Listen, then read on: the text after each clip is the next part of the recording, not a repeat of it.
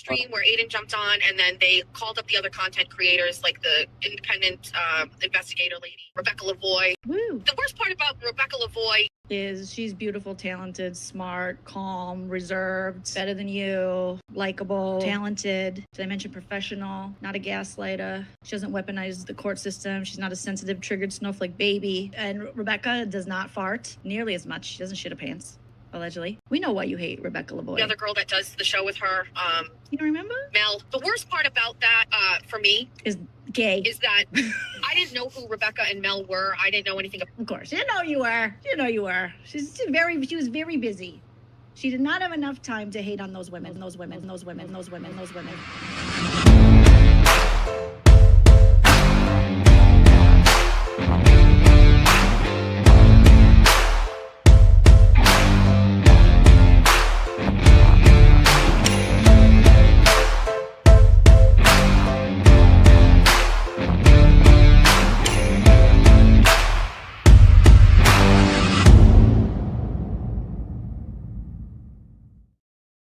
Gay. Happy Thursday, everybody. I am Mel Barrett, and I am here, and I am queer. Happy gay summer, Mel. Oh, it's a gay summer, but Pride's over. But we can keep celebrating because we have our gay summer merch. As far as I'm concerned, gay summer is forever. I'm Rebecca Lavoie. I am a journalist, podcaster, and all around nice gal, especially when it's gay summer. You did the subtitle, like your extra My title. log line. Yeah. Okay. And I just want everybody to know it's very humid here. It's 102 degrees here right now, Rebecca. It is 100 here in New Hampshire. And that's a good segue because one thing that I learned how to do was tag merchandise, like tag products you can buy in this video. So like say scroll under the video, like on YouTube, because I saw Melanie Little did it, and I'm like, that's really smart. People are always asking me about the stuff I use. Guess what? It's all just right there now, tagged under this video. So you want to look at some skincare stuff. I have the hair that I had the hair product that I actually learned about from Melanie's stream and bought from Herd Link. I like 40 products tagged this. Beef tallow on her face, and it's doing wonders apparently. People do that. Yeah. You know what I just got in the mail? Amazing. What? I feel like part of the club. I just got some Bay Harbor beauty stuff, and it's super good. Mine's on its way, I think. Oh, yeah, look at that. Something's off earns commissions on tagged products. Mm-hmm. What am I going to put on there? This looks very girly. This is very girly. Well, what's good about it is you can save. So I added a bunch of things today, but also you can put them on your saved list. Mm-hmm. So you don't have to redo them every time. You can just go to your saved list and be like, oh, I want that. And also I'm going to add this.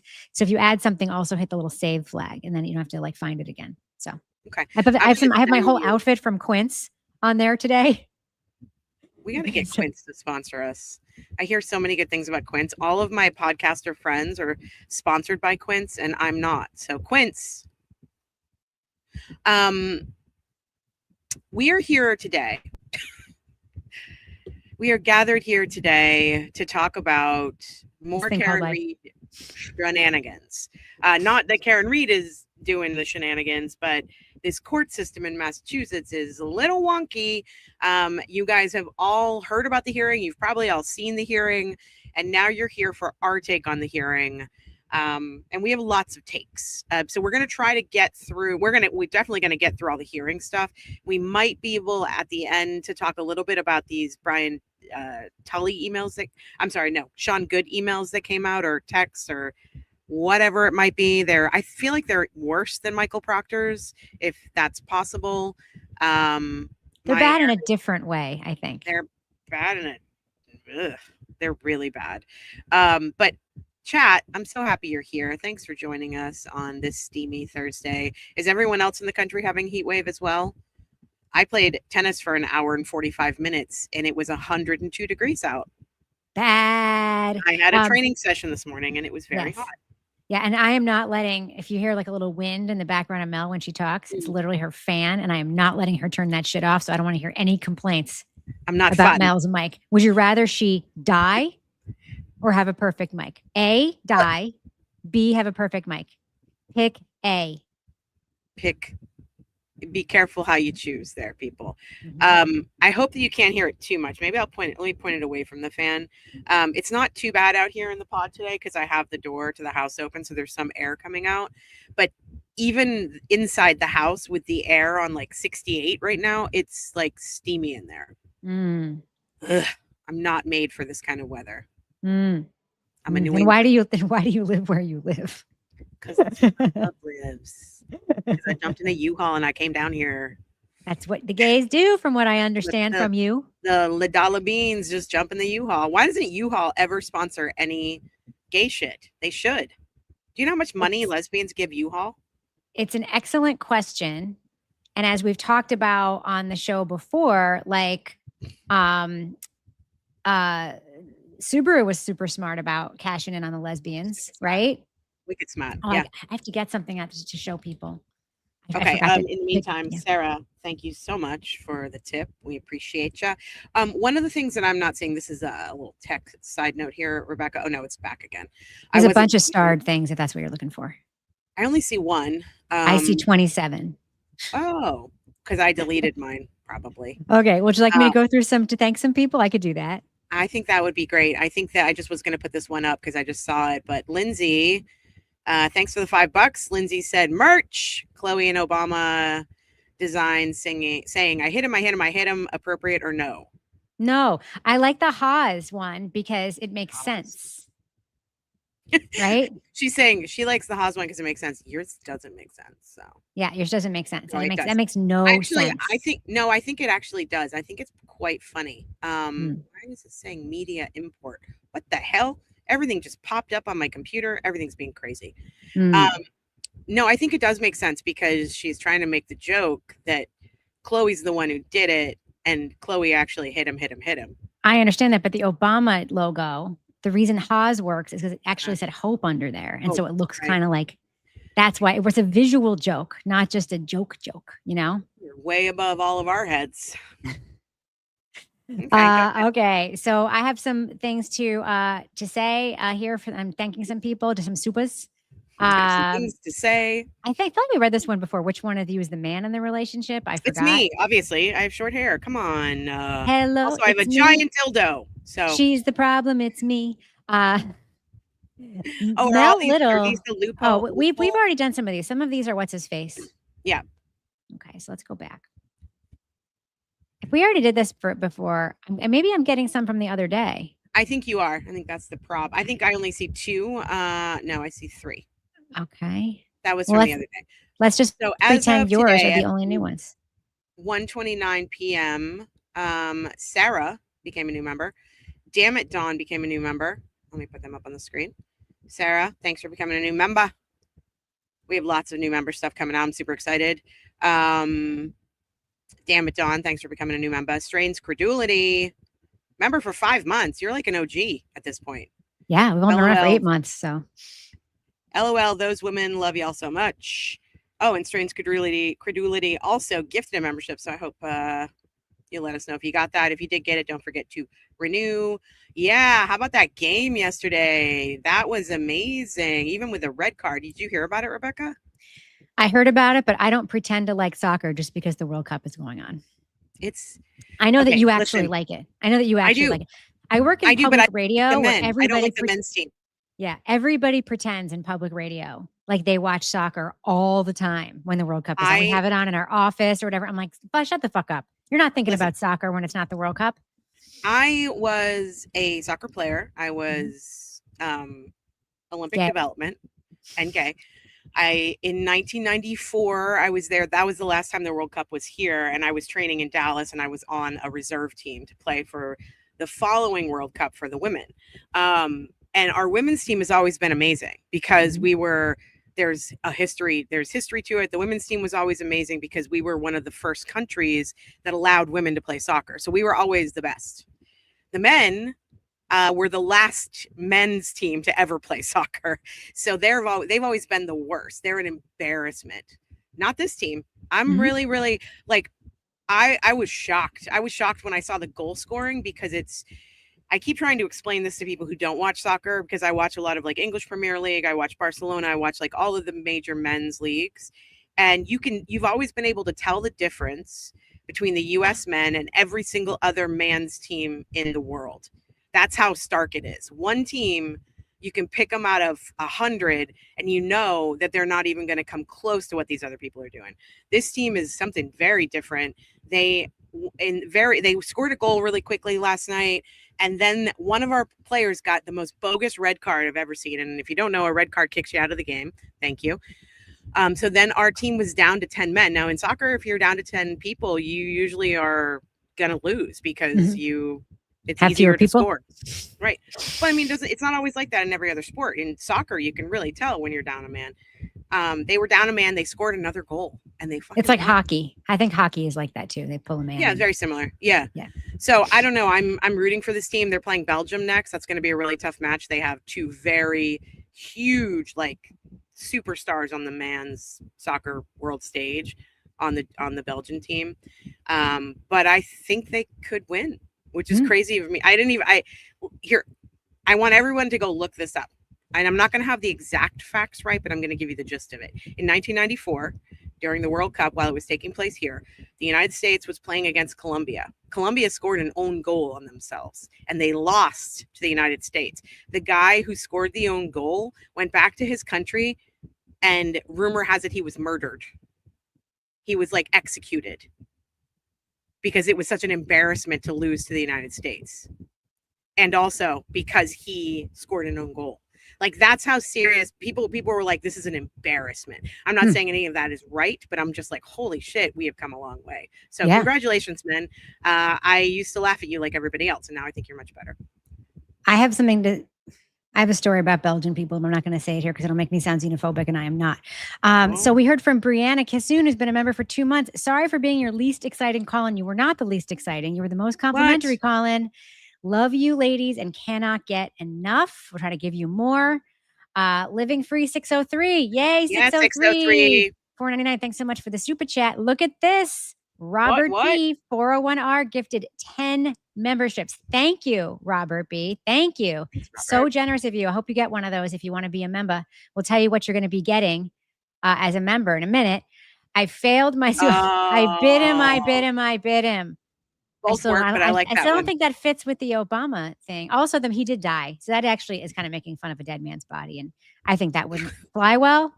Although I get it. That's something, maybe that's an inside thought that you say like in private. Like how my mom always says inside thoughts out loud that she shouldn't say. You know what I mean? I say inside thoughts. You do.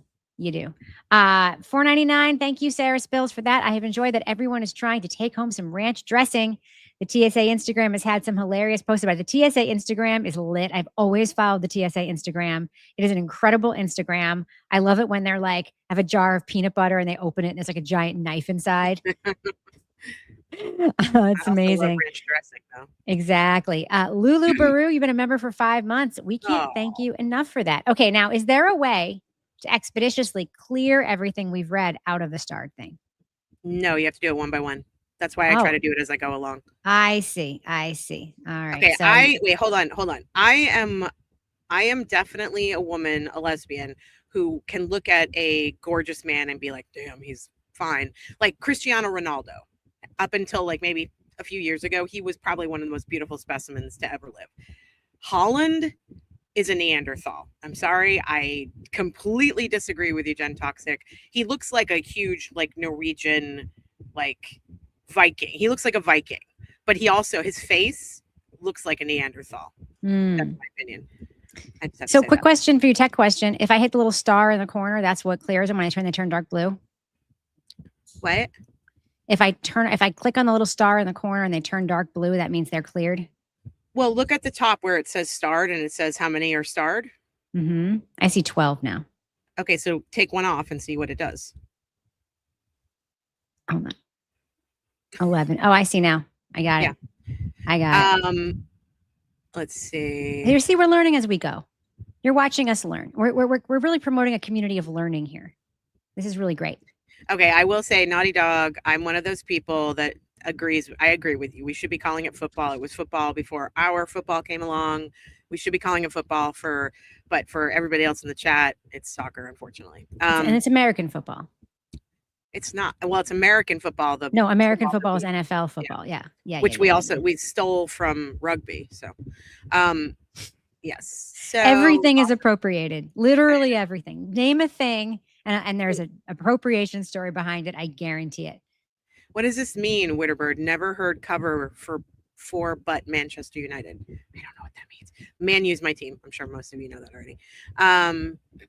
Let's see. See, everyone's like, yeah, that's a fact. That guy got shot. He was executed as soon as he got off the plane, basically. My husband always talks about it. There's a great documentary called The Two Escobars. That's a good one. Rebecca isn't listening at all. LOL. I think she is. Rebecca has ADHD. And I also soccer. And she's here and she's here. And she's it's like here. I think you're this way with the NFL. People start talking about soccer, NFL. And I'm like, I love the NFL. It's golf for me. When you start talking about golf, I'm like, look at that butterfly. Fair. Mel, do you know Abby Wambach and Glennon Doyle? I know Abby. I don't know Glennon. I knew Abby before she came out. Funny story. I wrote a soccer screenplay when I was a screenwriter. It had a $10 million budget. The Friday Night Lights cinematographer was supposed to shoot it. It had a few like B-name celebrities attached to it. And we pitched it to Abby. Melanie from Queer as Folk. Catherine, what's her name? It's been 15 years. Catherine Keener's sister, can't think of her name. A couple of other people, doesn't really matter. The big star was going to be Abby because it was about the women's professional soccer league. And it was like love and basketball on a soccer field, basically.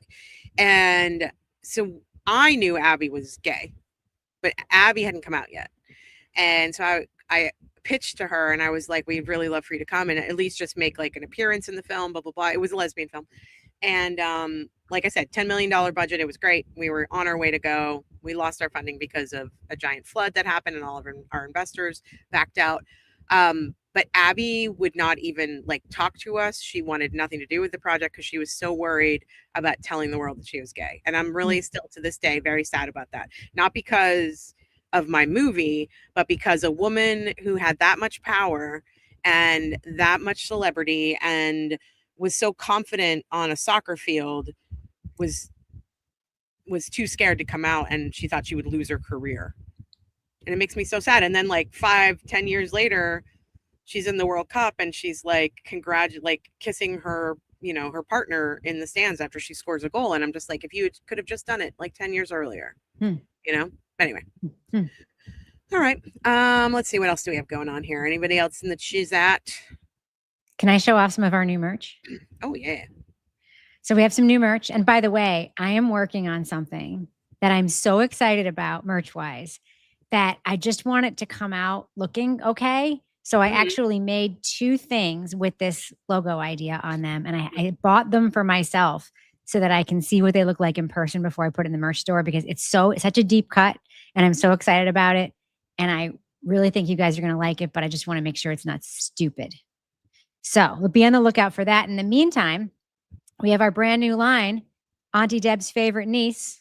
Love it. I did get Auntie Deb, Jimmy's permission to use his name on a merch thing. And as you can see, it comes in this t-shirt, which comes in all these fun sherbety colors and gray and tan and blue and sherbet. And then, of course, we also have the Auntie Deb's favorite niece appropriated Dunkin' Donuts themed coffee mug. Yes. Because as we know, Auntie Deb loves him some dunks.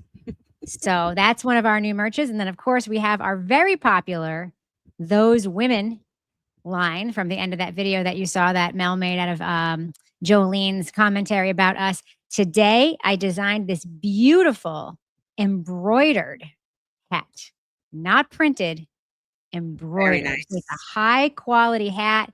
It comes in some really good colors, including black and navy and whatever. And it's really cute. So I really think that you guys should check out our merch store. The link is in the description of the show, and there should be like a thing on our homepage about merch. But I'm making new stuff like almost every day. I know you've got a knack for it. Mine's all just black and white. And I love you're it. doing great. You're doing Oh, I have great. something else. I What? think I showed it already. The Norfolk County Whack Job logo, which I super I like. like that one a lot. But yeah. I'm really excited about the thing that, I think that I'm going to roll it out. People are going to be like, why are you so excited about this? Because I think it's clever. Is it the one? Oh, the one you showed me? Yes, clever, right? You know who's going to like it? Corey Hopkins. Oh, good. I should get her address and send her something. You should. Yeah. I should. I also sent packages to Jimmy and to Aiden to thank them for coming on the show. I asked Will for his address. He didn't send it to me. But when Will's I make the chat. new He's asking thing. right now. Oh, really? Will, Yeah. send me your fucking address and your size. Will. God. And but the thing that I'm making, 100% I have to send the sweatshirt version of it to Aiden, don't you think? Yes. Yep, 100%. Absolutely. Yep. I think to Will, I don't know. Maybe I don't know what to send to Will. We'll have to talk about that. I know what to send to Will. I've got it. Okay. I've got it on lock. You deal with it. Chicago Marie. Yes, my script was Heated Rivalry before Heated Rivalry. Ooh. I was a big Love and Basketball, the movie. I was a huge Love and Basketball fan, and I wanted to write that movie, but like on a soccer field and obviously with women. And I did, and I loved that script, and I was really sad when it fell apart. Yeah, I never said anything about Ronaldo being a good person. I just said he's a specimen. You know what I mean? Galera has a membership now. Yes, he does, because he's a good guy. Mm-hmm. I was ahead of my time. I was trying to be ahead of my time. Let's see. Should we let's talk a little bit about membership stuff. Sure. I'm very excited about it. I know you are. So. Galera, so I was telling Mel about the channels that I'm members of because I love what they do, members only content. Galera does these petty streams, which I super enjoy because he talks about things in like I think a really nuanced way that's really smart. And then also he gets very fired up and that's really fun. But we have a couple of members only. It's coming up on Sunday, time TBD. We are going to be doing a very special members only where we discuss Queen Jolene. We're going to be talking about Judge Jolene. We're going to be talking about the streams that she's putting out this week. We're going to be talking about the way she talks about things. We're going to be talking about, it's a way to talk about the things she's talking about without talking about the things she's talking about. Let's be real. We are going to be talking about the things she's talking about, but we're going to be doing it through her lens, the lens of Judge Jolene. So that's going to be on Sunday, time TBD. Become a member if you want to come to that. And then Monday night, we're going to be doing our cross roast stream where Mel makes me watch something that makes me uncomfortable while I get drunk. And it is usually testimony from one of the two Karen Reed trials. It makes me very uncomfortable. I get like the nervous sweats.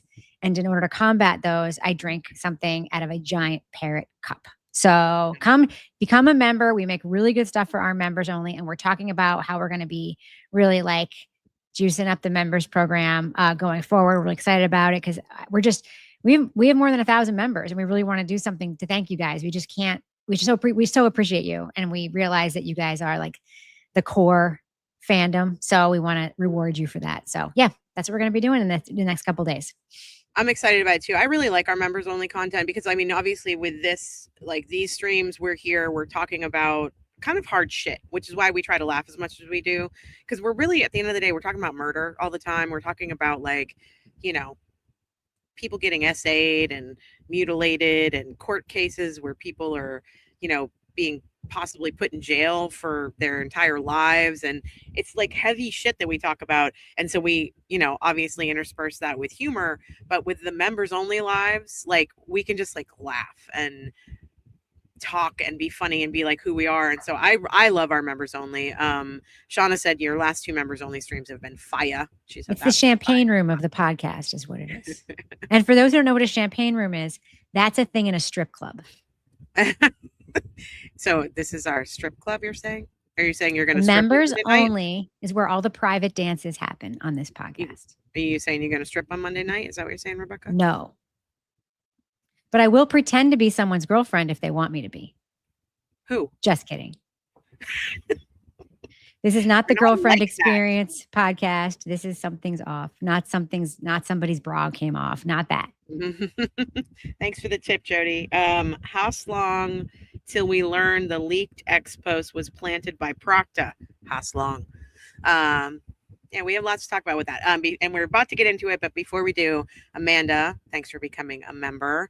And another normal mom, you're amazing. Thanks for becoming a member. No signposting, Rebecca, Chris Denton said. Nice signposting. Thank you. Thank you. And those who listen to Crime Writers On know how important signposting is to me. Signposting, Actually, for those this of is you, true. yeah, the signposting, for those of you who don't know that word, is when you're listening to or watching a story. And usually it happens a lot in audio where someone like orients you as to where you are or who that person is or what timeline it is. So for instance, they'll say, Doug Evans, you remember that guy. He was the prosecutor in the Curtis Flowers case. Anyway, what he said was XYZ, and it just helps you orient. The best signposters in the world are the writers on soap operas because they orient you to what's been going on for the last month in one day. Yep. That's called signposting, yes. And it's very important in storytelling, but don't overdo it and don't be ham-fisted about it. Craftastical said, wasn't Rebecca the first to say on the last Members Live, okay, everybody take off your tops? Yes, you are correct. Invisible Woman, thanks so much for becoming a member. Rebecca, should we talk about this whack-ass friggin' hearing that what's the definition of a hearing? To be heard. This was more of a speaking than a hearing. This was grandpa's gonna get a switch out, is what that's the way I interpreted it. All You're right. hot. Thank you. All right. So there was this hearing. It was an emergency hearing. And it was called by Judge Gilday. It happened yesterday. Was it yesterday? Jesus. I feel like it's been a fucking I feel like it was 5 days ago already. It was called yesterday, and 2 days before is when he called it. He said every attorney on all of the teams, this is in the wrongful death suit, O'Keefe's versus Karen Reed. The O'Keefe's are suing Karen Reed for the wrongful death of John O'Keefe. And so there were a lot of attorneys. There's like 30 plus attorneys involved in this, including people who live out of state and who are here pro hoc vice, and including Alan Jackson, including you know who I didn't see? Oh, he's on. Chris Maddie wasn't there. He's not involved in this one. No, he's the other show. We had Seligson, Rosenberg, Alan Jackson, a bunch of the other people from their firm.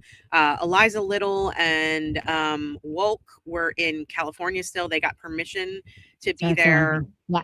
On Zoom. I put all the links in the I had the wrong motion. I was going to put the motion was very weird. I mean, not the motion, the thing that the memo that he sent out to everybody was very fucking weird. Very weird. So. It was basically like there's been somebody leaked some impounded information. You all need to get your asses to court. I don't care where you are. Get into court. That included Diller and Buck and Michael Proctor's attorney and everybody had to get into Alan Jackson. Who had to take the red eye from California. He flew in. The court was so full that some of the attorneys were sitting in the jury box. I don't know if you knew that, but they were sitting in the jury box. And so we were all sitting here going, oh shit, who leaked what? And the judge asked, so there were two things that he asked, that A, you get yourself to court, and B, you write out an affidavit certifying that you did not leak this information, or if you did, tell him what happened. And every single attorney that was required to do so did so and denied it. Said, I didn't do it. What are you talking about? I wouldn't do that. First of all, I find it really hard to believe that any lawyer, any attorney, maybe I'm being naive here. I find it hard to believe that any attorney would take someone's personal medical records, even if they are the worst human being on the planet, like Michael Proctor, and just share someone's personal medical records. I mean, what's the point? That's so stupid. I don't think he didn't explicitly say their medical records. He talked about a filing, and that filing was about Michael Proctor's health status. Right. So an attorney would not share that information. An attorney, unless they are a hack, wouldn't do anything like that. But there are ways to make it appear that an attorney might have done it if one wanted to. Sure. And that's kind of the issue here. I don't think that's what happened here. No. But what could happen now is that because the judge is on the lookout for this, a bad actor, such as Michael Proctor himself, could share something else and make it so that he never has to be deposed. But we'll get to that. All right. So on June 8th, I'm just going to go back and do just bring us up to speed. June 8th, Gilday, if you remember, this is when Michael Proctor was supposed to do his deposition, and he at the last minute couldn't do it because he was indisposed, and we all were positing, oh, this is probably a medical thing. Like he's probably either in rehab or he's in a medical health facility, whatever. I mean, a mental health facility might be. His texts had just come out a few days prior. So he was dealing with that, and I'm sure that was uncomfortable for him. Good. So they had a sort of an emergency hearing that morning at like 8:45. That was the morning they came in before 9 a.m. And basically Michael Proctor's attorney on the record, and I think also in his paper, said within 30 minutes he had filed a paper that Friday, I think, and he said within 30 minutes of filing a paper about the deposition, Michael Proctor and his family were getting like death threats, and people were incessantly calling them, and So the judge took that under advisement. He allowed sort of like a stay until later that afternoon. He wanted more information about what they were asking for. So like 8:45, 9 o'clock in the morning, he said, okay, I'm going to give you a little bit more time. I'll stay this deposition, but I'm going to, this afternoon, you got to tell me what's going on. So at 2:22, Michael Proctor's attorney, that same day, 6/8, Michael Proctor's attorney at 2:22, he emails the additional affidavit containing sensitive medical information about Michael Proctor to the court clerk. And at 2:52, the impounded info, or the like, just to be clear, not the actual info, was apparently posted to some X account, right? We didn't know any of this going into the hearing yesterday, but then the judge laid it out in the hearing. So before we get into what he said in the hearing, I want to talk a little bit about the tweets, right? So as soon as we're all watching the hearing, I'm live tweeting it, which is something I'm going to start trying to do a little bit more. And Judge Gilday, he says this. He says, 2:22, this email went through. 2:52, a user on X who has nothing to do with this case was posting information that was included in this impounded, medical information. I want to know who did it, blah, blah, blah. So we all started scouring Twitter. Everybody did. And I started thinking about Aiden, because my first instinct was it had to do with Aiden, because that's just how this cookie crumbles in these cases. Yes. And because there are so many people who would rat on Aiden even if he did nothing wrong, not just the Kate Peters and his other quote enemies and the McAlberts, but also so many Massachusetts state police officers who watch his Twitter account every day. And might have more access to a path to send the judge something that he'd be likely to read than, say, a Kate Peter would. That's what I've been thinking. Agreed. And I was thinking Aiden had been talking about this on his stream. I actually wanted to pull this up really quickly. Hold on a second. Aiden had been talking about it on his stream. I'm going to pull this up from Melanie's feed, only because I think that's the only place that it exists anymore. Hold on a second. I got to find it. It was I had it pulled up. Where did I put it? You should do a bunch of content now where you're just typing for 10 minutes. That's really compelling. I listened to a podcast that was 10 minutes of typing, and it was the best content I ever heard. A podcast? You listen to a podcast. Everyone knows what you're talking about. Do they? Oh, yeah. People are like, I'm not hate listening. I'm legitimately like deeply entertained. Like, I do miss the car screaming. I very much miss the car. I want to know what kind of muffins they have at Society. I really miss that. I miss the road rage. I miss all of it. Did you hear she's making a schedule? She's still going to do the car thing. I think it's only going to be happening on. Yeah, it is. It's going to be happening on Fridays. Mel, this woman literally never does anything she says she's going to do. She said she was going to cover Big Brother. She said she was going to do that. She said she covers Big Brother. She's not gonna. It's too much work. She said it's too much work. She never does anything she says she's going to do. She just gets on and gets bitter. Gets on and gets bitter. That's a good I'll give her the view. I don't give a shit. I'm not subscribing, but I'll give her the view. Okay. I want to pull up Melanie's stream. Melanie watched the trial live. She was going crazy. I was like, I feel you. I was over here by myself, just like typing out live. Like, wait a minute. I remember being like, wait a minute. That's it? What happened? So this is Melanie, and if any, I know a lot of you, some of you watch Turtle Boy, some of you don't. You're gonna have a minute of Turtle Boy because he's talking about this exact situation, and I find this really interesting because this crosses over into Larry Foreman too, which we can talk about in a second.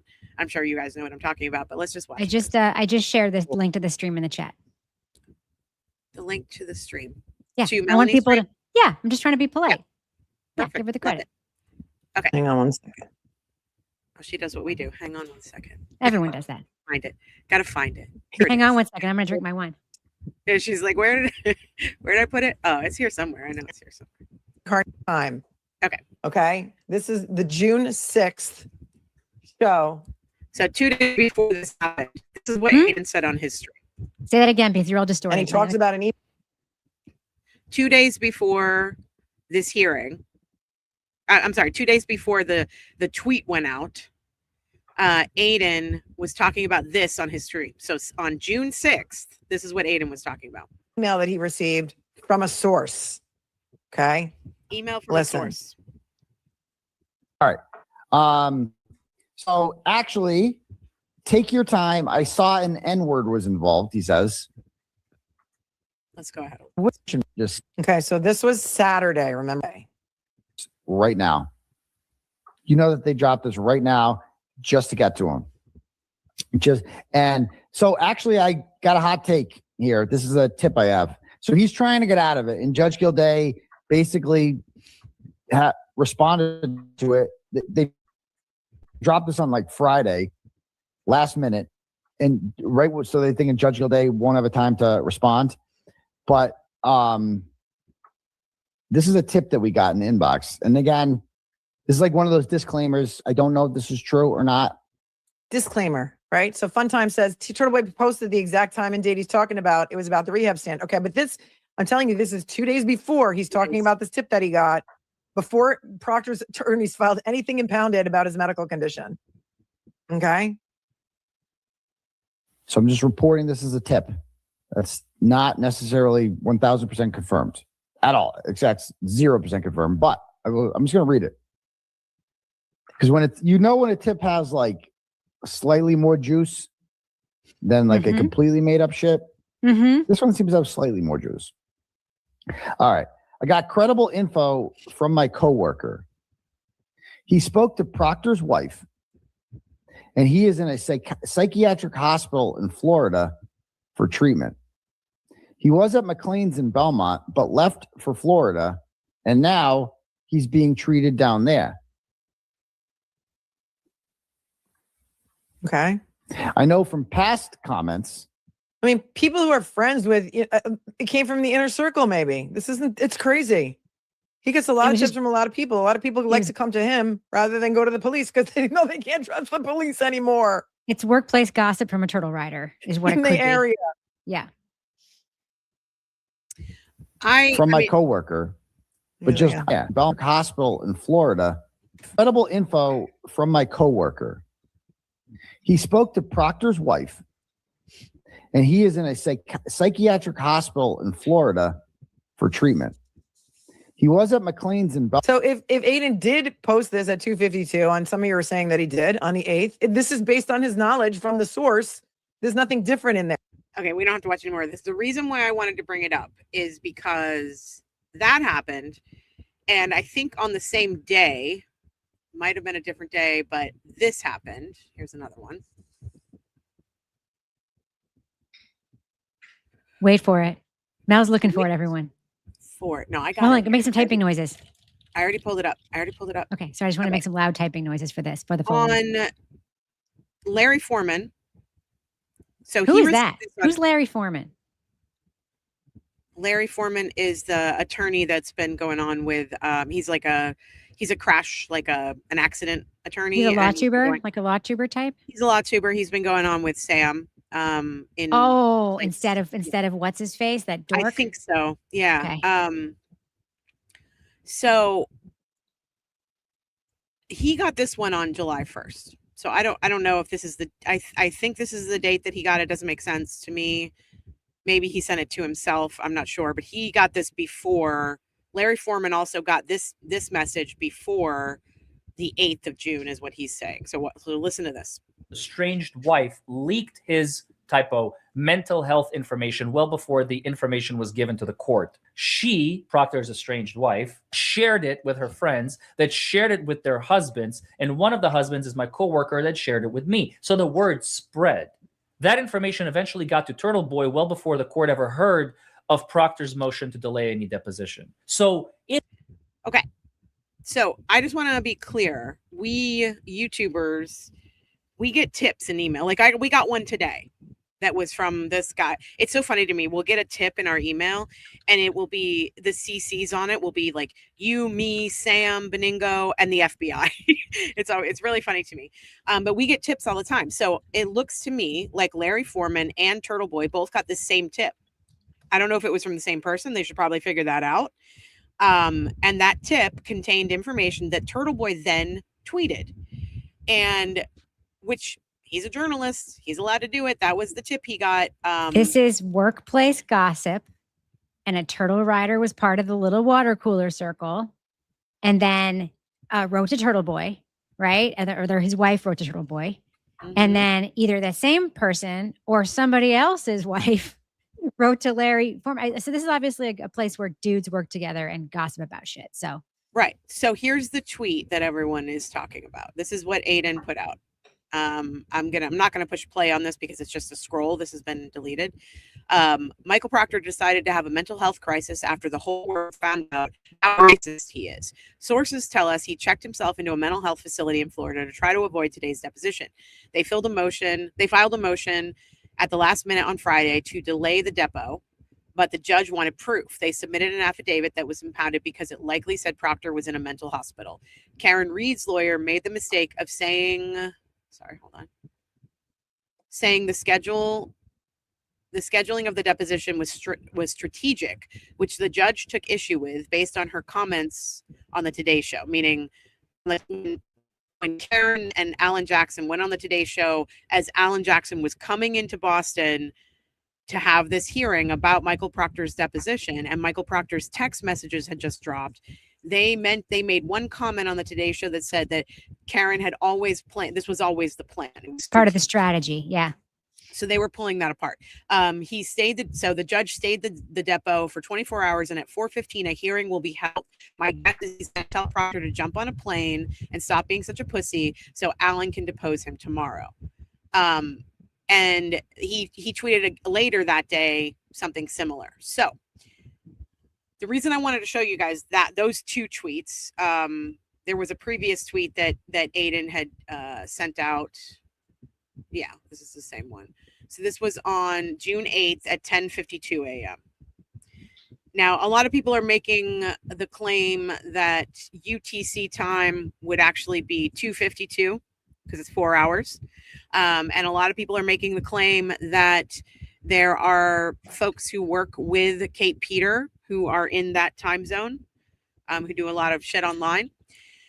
So there's all that. And then here's the other tweet. And I know this is sort of tedious, but I want you guys to have all the information of what we knew at the time so that you understand what we're talking about. And some of you may already know this, and so I'm sorry if I'm boring you, but stick with me for a second.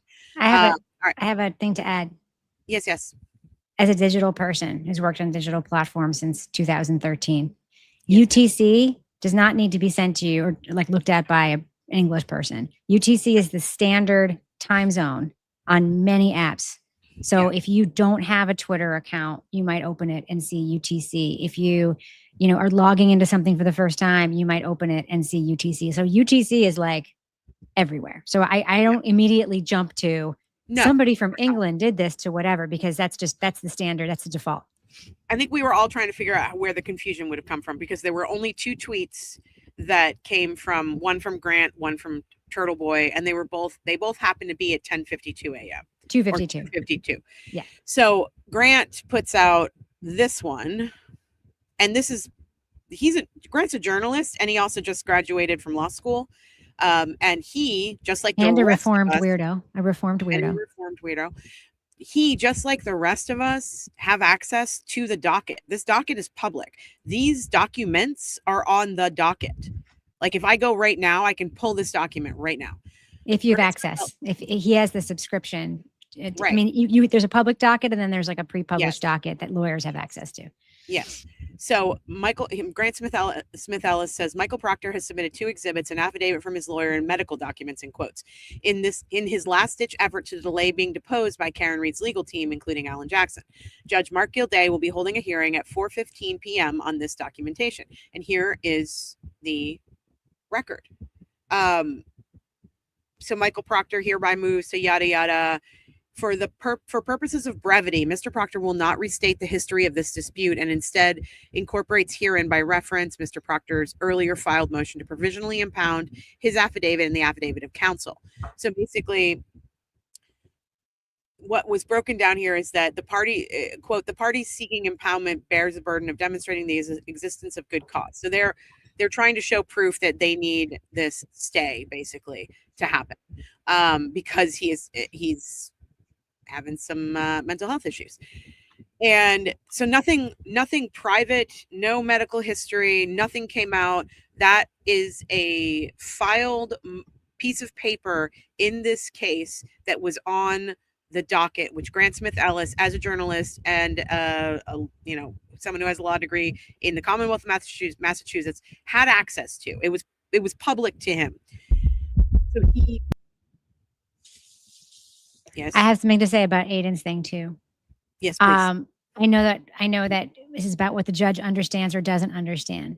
Yes. But Aiden was not in his claim. I mean, he was not quoting a document or a piece of trial material or lawyer work product when he talked about on his stream and when he wrote that tweet.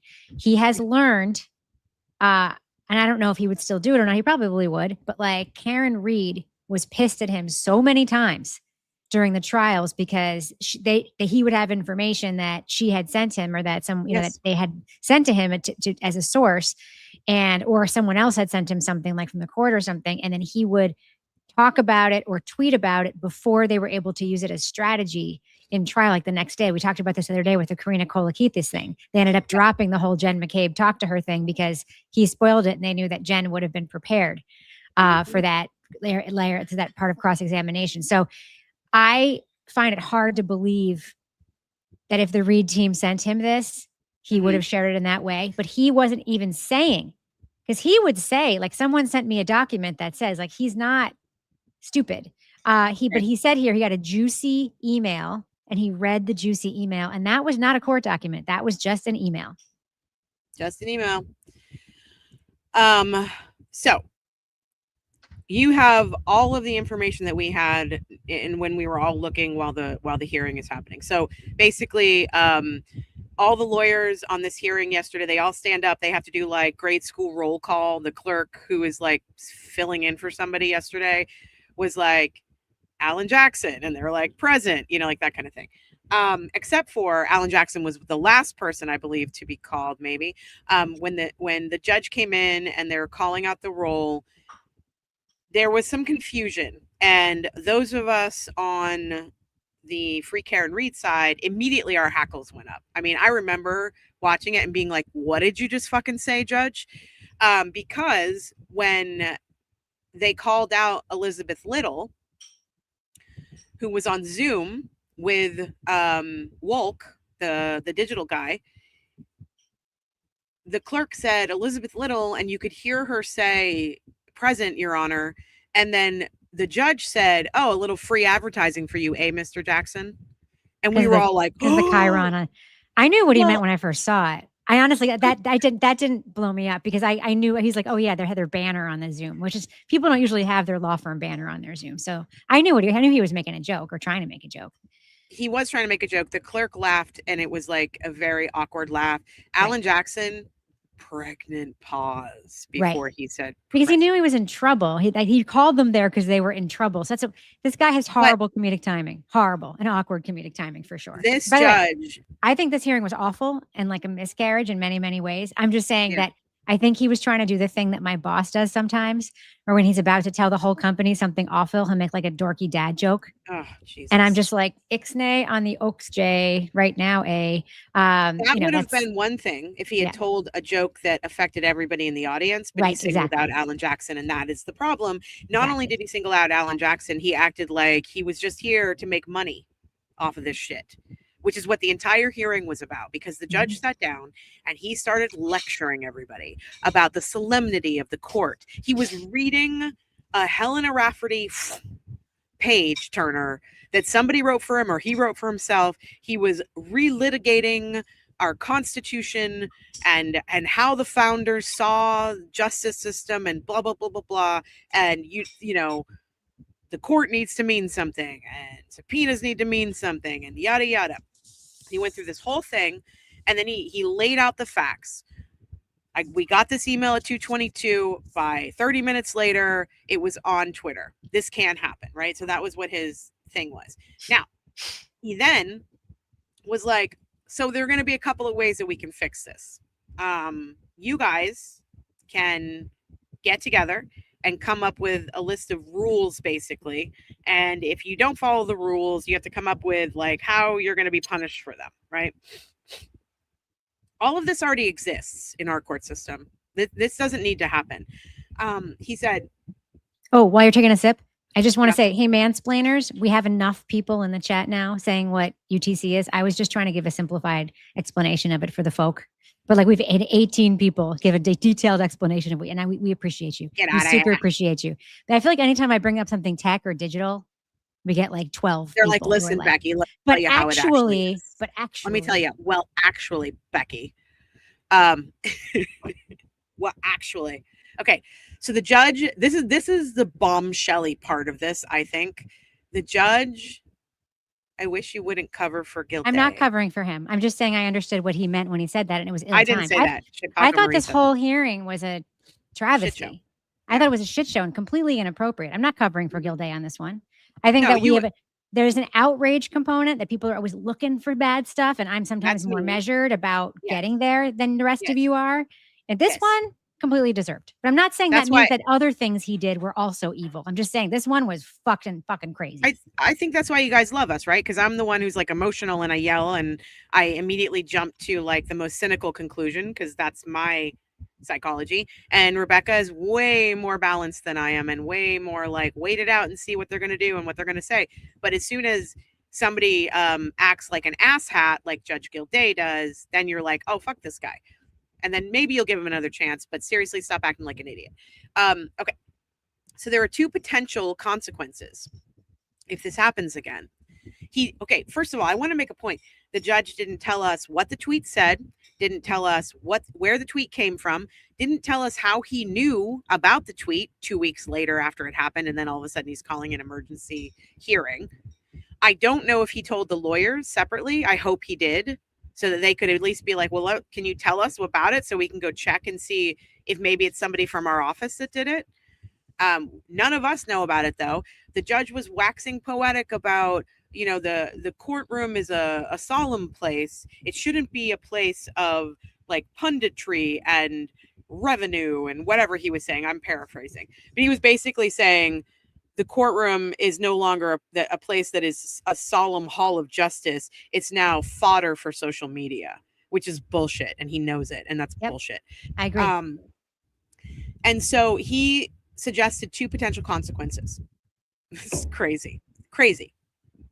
So he has temporarily stayed the deposition for Proctor. Pause. Everything pauses on Proctor. Pause. I know. I got to say, I don't think that's as big a deal as everyone else thinks it is. If Proctor never gets to be deposed, it's the sentence that comes next that's a bigger deal. I know.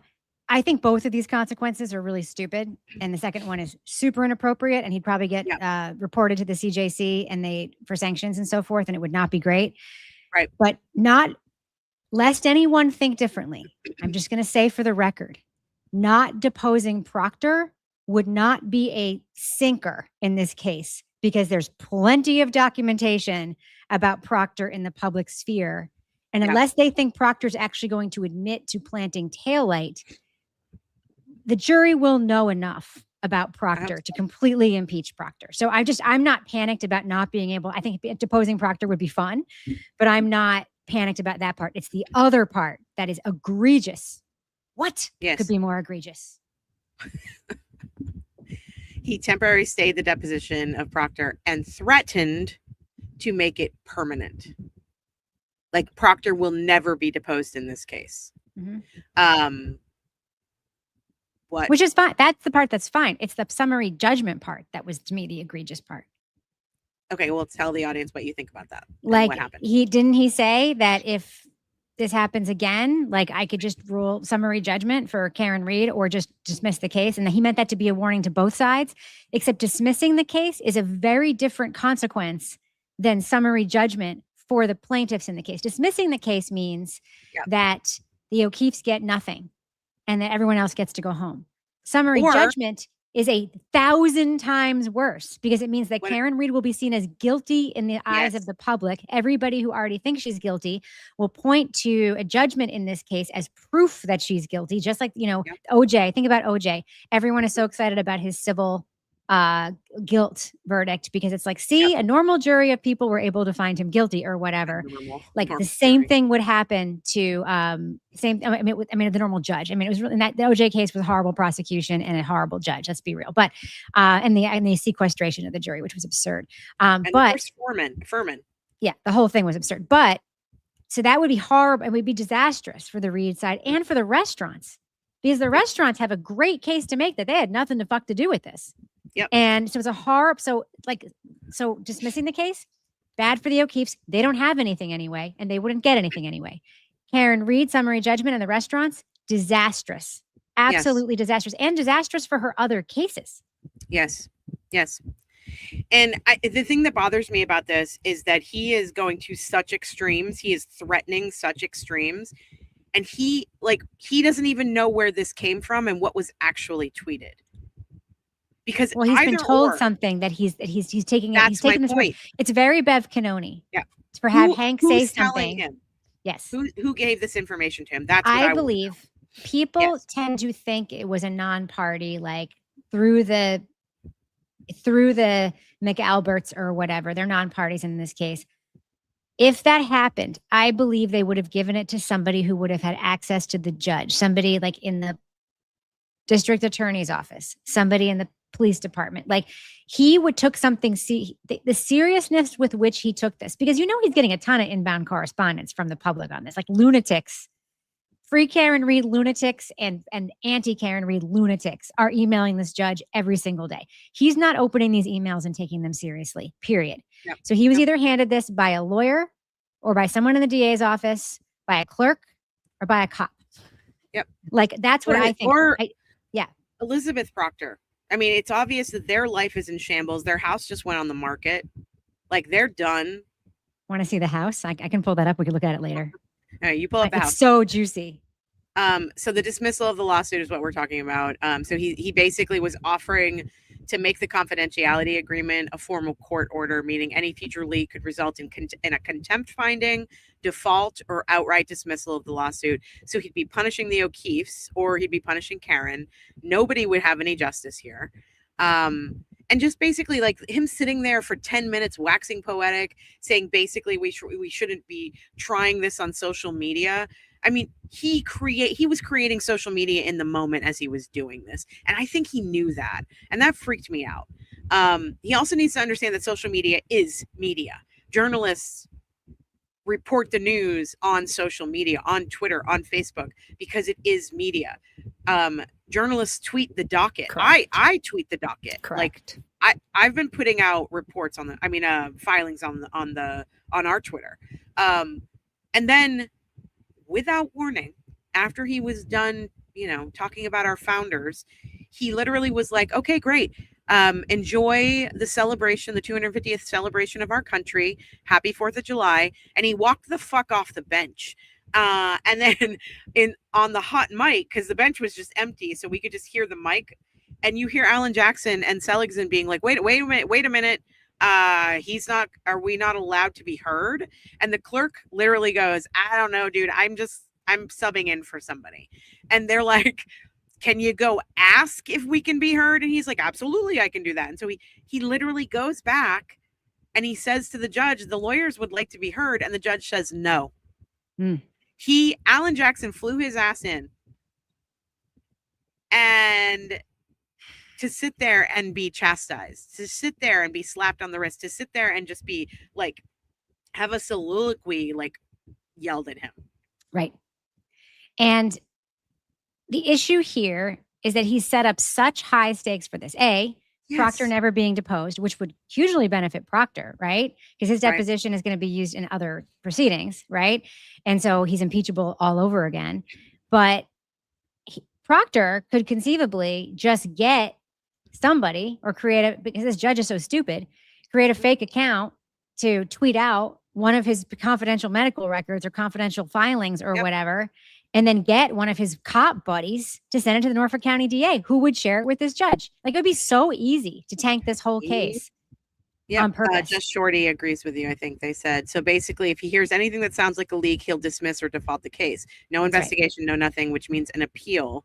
And I have little faith in the SJC. Right. Right. Agreed.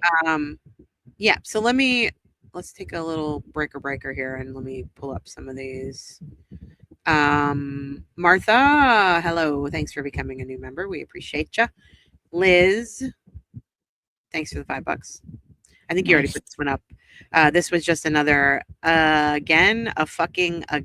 Yeah, this was exactly again. I mean, but this has been the whole process of this case. It's been pulling teeth to get depositions scheduled. It's a month-long battle over one piece of paper. It's wasting everybody's money and time. And I don't understand what I think my opinion is that the judge has caused this by not getting these attorneys in line, by not reining them in the beginning. Yeah. Let's go, lesbians. Let's go. If he had just rallied the lesbians and just been like, we get shit done. We're taskmasters. We know about the UTC. We've talked about it. I had to put it up though because Craftastical gave us 10 pounds, and I appreciate. Thank you very much, Craftastical. I didn't mean to call you a mansplainer earlier.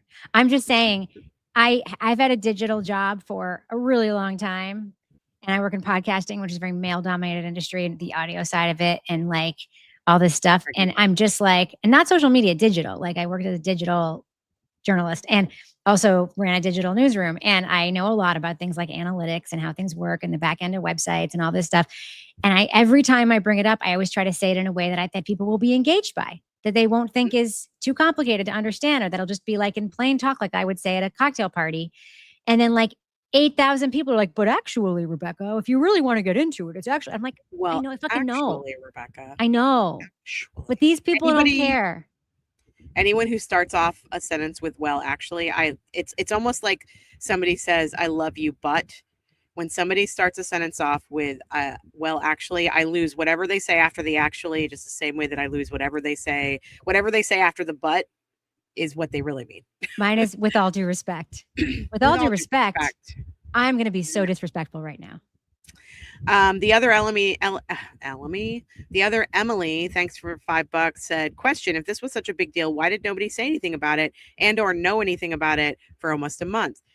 I think it's because people were scouring the internet looking for shit. They were, if you don't, I mean, the cops out there that hate Turtle Boy, the family members, the antis, everybody who hates Karen and his ex-girlfriend, or who's going to be charged with felony, who was just charged with felony wiretapping, by the way. Yeah, we haven't talked about that. I don't want to get into it too much. We could talk about it on the members only on Sunday if you want. I mean, we talked about it with Aiden on the members only. We could talk about it we could talk about forbidden topics. So this Sunday's members only is going to be forbidden topics. I can't wait to make that thumbnail. Okay. Forbidden topics. Mish from Ireland. I understand what you're saying. Mish from Ireland, thanks for being a member for 2 months. They said they got the time wrong. It's a 5-hour difference. I know that you were saying that. However, Kyle Sharkey posted this, and I'll show it to you. And because I think that Allie from Defense Diaries was also had the same question. And Kyle said, hear me out. A public filing is nothing. Depending on the time zone of the account, i.e. if it was an X account from the UK, it would show 2:52 p.m. I'm quite certain there are 2 well-known UK accounts who despise Aiden. When it is 10:52 a.m. in Massachusetts, it is exactly 2:52 p.m., 4 hours ahead, in time zones that are 4 hours ahead of Massachusetts. UTC is 4 hours ahead of us. UTC right now, the time is 10:11. Right. Some locations where the time is 6:11 2 include the United Kingdom. Right, but UTC is right now 4 hours ahead of us. Yes. Let's see. It's a daylight saving time and whatever we're in right now. Member for 4 months, an OG. Boozy Beauty was there in person and very unnerved by Diller laughing when they couldn't speak. Ooh. Diller is a piece of work. I did hear someone laughing and I thought that's strange. I didn't realize it was Diller. Bridget, thanks for the $10. You're the best. Hello, you cool, strong ass chicks, Mel and Rebecca. Hello back to you cool ass strong chick. Cool, strong ass chick. I think I flipped those around. Kiss those biceps, girl. Get it. Okay. My very weak noodle arms that look really good when I go like this, but like you're pretty jacked though. You're pretty jacked. I mean, I do a little stuff with weights, but I'm not. It's mostly because I'm mostly bone. I have like just skin and bone, and so when I go like this, like you see it, but it's just I'm very weak, deeply weak. Let's do one for the thumbnail. Go ahead. Oh yeah. You do it. Okay. Let's do a turtle boy. Perfect. Great. Wow, there's clip a lot that. I didn't. Clip that. Can we just take a quick tour of Proctor's house as a little bit of like a diversion? Yes, please. Yeah, while I'm looking at the comments, you do that. Okay. I love a real estate listing. It's my jam. Everybody who knows me knows that what I do first thing in the morning when I wake up is I look at realtor.com. I don't relook at the paper. I don't look at the New York Times app. I look at realtor.com to see what's new for sale in my town that day. That is my news. Yesterday, the house next door to me came up for sale as a pre-listing at a price that made me want to fall off my bed. Okay. So this is Wentworth Road in Canton. And it has this little like what do you call these things? What is this kind of wall called? It's called everyone knows. It's like to keep anyway. He has that. He has this little tacky fire. Words on walls. Oh no. I mean, we have some words on walls here, but not like that. But that was not the word on wall I would have expected at Proctor's house. I thought it was going to be a C word or an N word. Little. Now, I would say this is staging, except when they filmed the interview at his house, it actually looked very much like this very HGTV bland, like Airbnb style. You know what I mean? Well, like to be fair, with my real estate background. Yeah, there's a style. There's a huge style faux pas in this room, though. There's 2. Want to hear what they are? This is probably not what their house looked like. They had to fix this up to sell it. Oh, totally. That's why the walls are white. Yeah, and it probably is staged, but there is those shiplap and shit. There's a huge faux pas in this room. There's 2. What? Tell me about One it. is your couch should be not be against the wall if it doesn't have to be. Second, the rug, not big enough. It should be under the legs of these chairs and under the legs of the couch. Design faux pas. I know a lot about interior design. There's the dining room. There's the dining room. There's the kitchen. A lot of different flooring in this house. I don't like it when there's too many flooring transitions. There's a lot of flooring transitions going on, including one in the kitchen. There's different tile. I guess that's a rug. A little maple cabinetry, some little beams. Let's enjoy home or whatever the fuck this says. Elizabeth went through her Chip and Joanna phase, and she's like, we need to put some beams in the TV room. We need some beams. We can use those faux beams. The one made out of foam. It's fine. Little beams.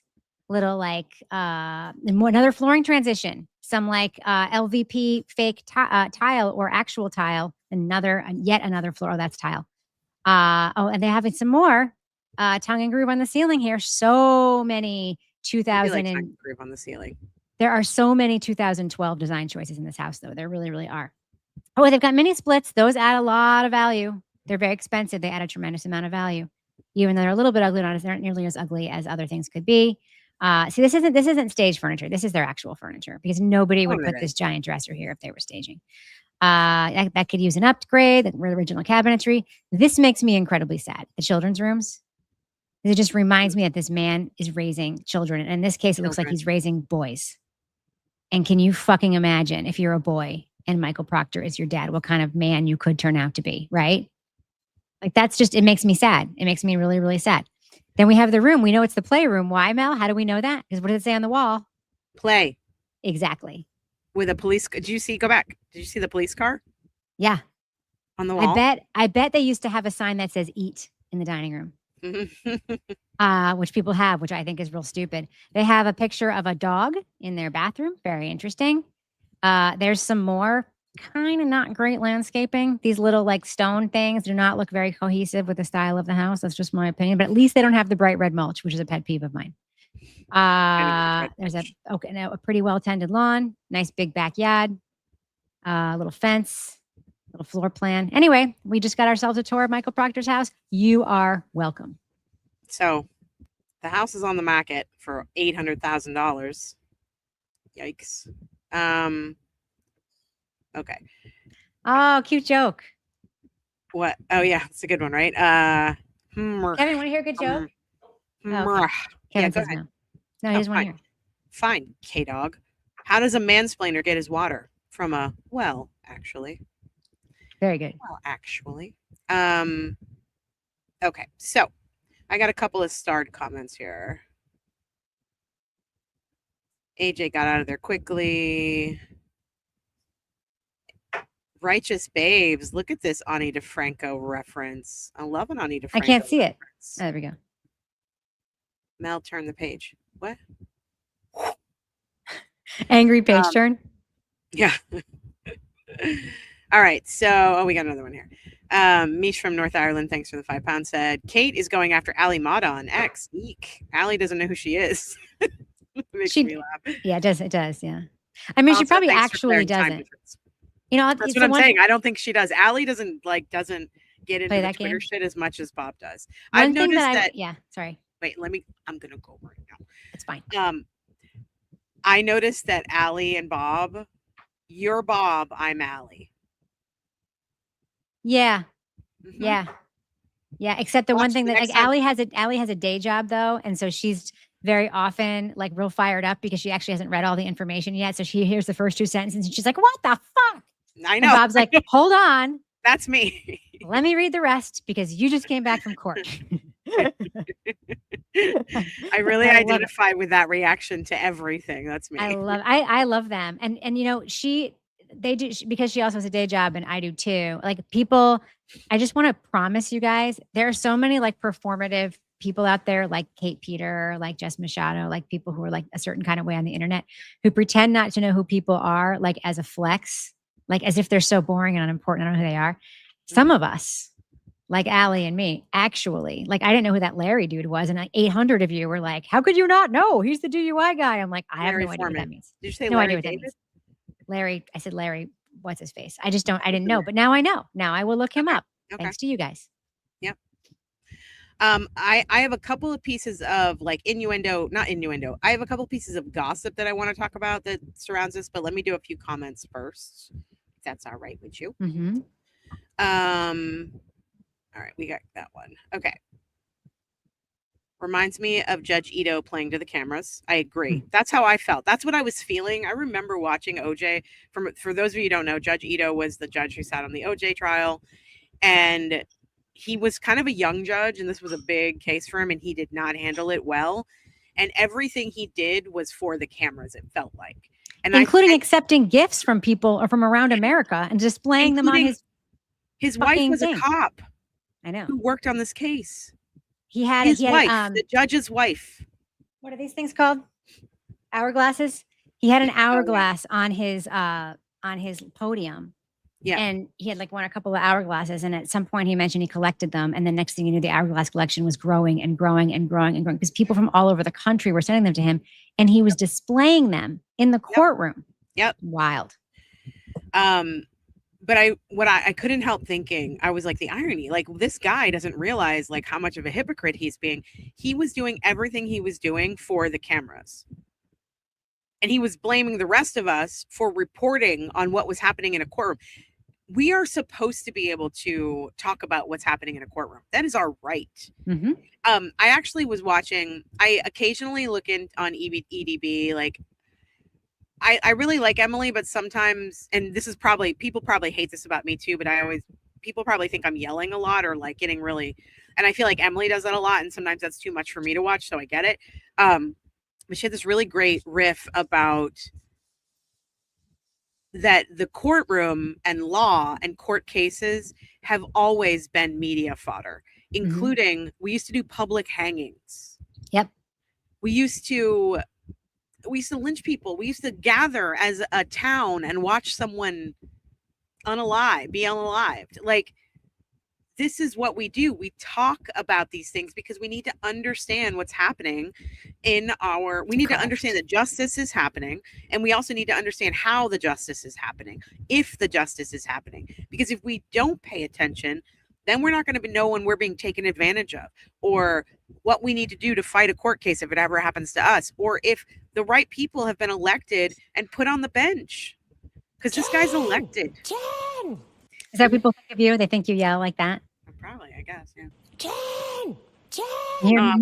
Well, I'm like, he's a precious boy.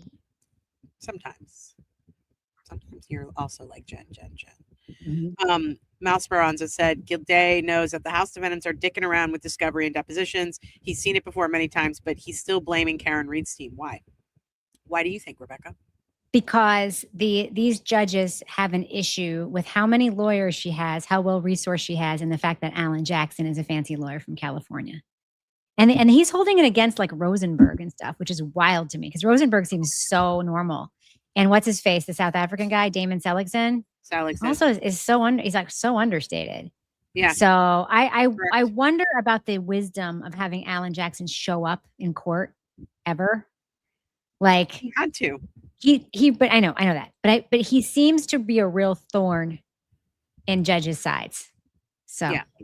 Well, they don't like that he like swoops in and throws his weight around. He basically he questions them. He doesn't allow them to get away with the shit they're used to getting away with. I think that's part of the problem here with Gilday. He knows the cameras are watching him and he doesn't like that. He wants to be able to do things the way he's always done them. And now he's got to be like either by the book or he's got to, take control of this or whatever. Right. Thanks for the tip, Kelly. I appreciate you. Someone sent a tip to what platform? I don't know. I just get notifications. So I just want to say about the pinned tips. Yeah. I finally figured out how to format them so they're links. Oh. The Venmo, PayPal, and Cash App. I think this is probably Venmo. Oh, great. Thanks, Kelly. The judge was another boomer who doesn't understand the internet. Love you both. And thanks, Lisa, for the tip. Appreciate you. Okay, I had a couple more of these, and then I wanted to talk a little bit about gossip stuff. Let's see. Summon the Subaru army. Exactly. Oh, sweetie, no. Non-conversational said, well, actually, your hair is A+ today, Mel. And then Lady Harlot said, well, actually, I think Rebecca knows what she's fucking talking about. And then for our forbidden topics on Sunday, pineapple on pizza, ? From Cinnamon. I have news on that front. Oh, First of all, look at this cute thing that Jamie made. This is my favorite prom picture she made. Oh, we got to put up our prom picture. I will, but Bob and Allie is the best one. Guess what you can buy? What? We have the Ninja slushy machines. You can buy Dole Whip mix. Oh, yeah. Dole Whip in Our your Ninja. kids are obsessed. I just got some Dole Whip mix in the mail. I'm going to bring it on vacation. I am so freaking excited because Dole Whip is like my third favorite food. Mm-hmm.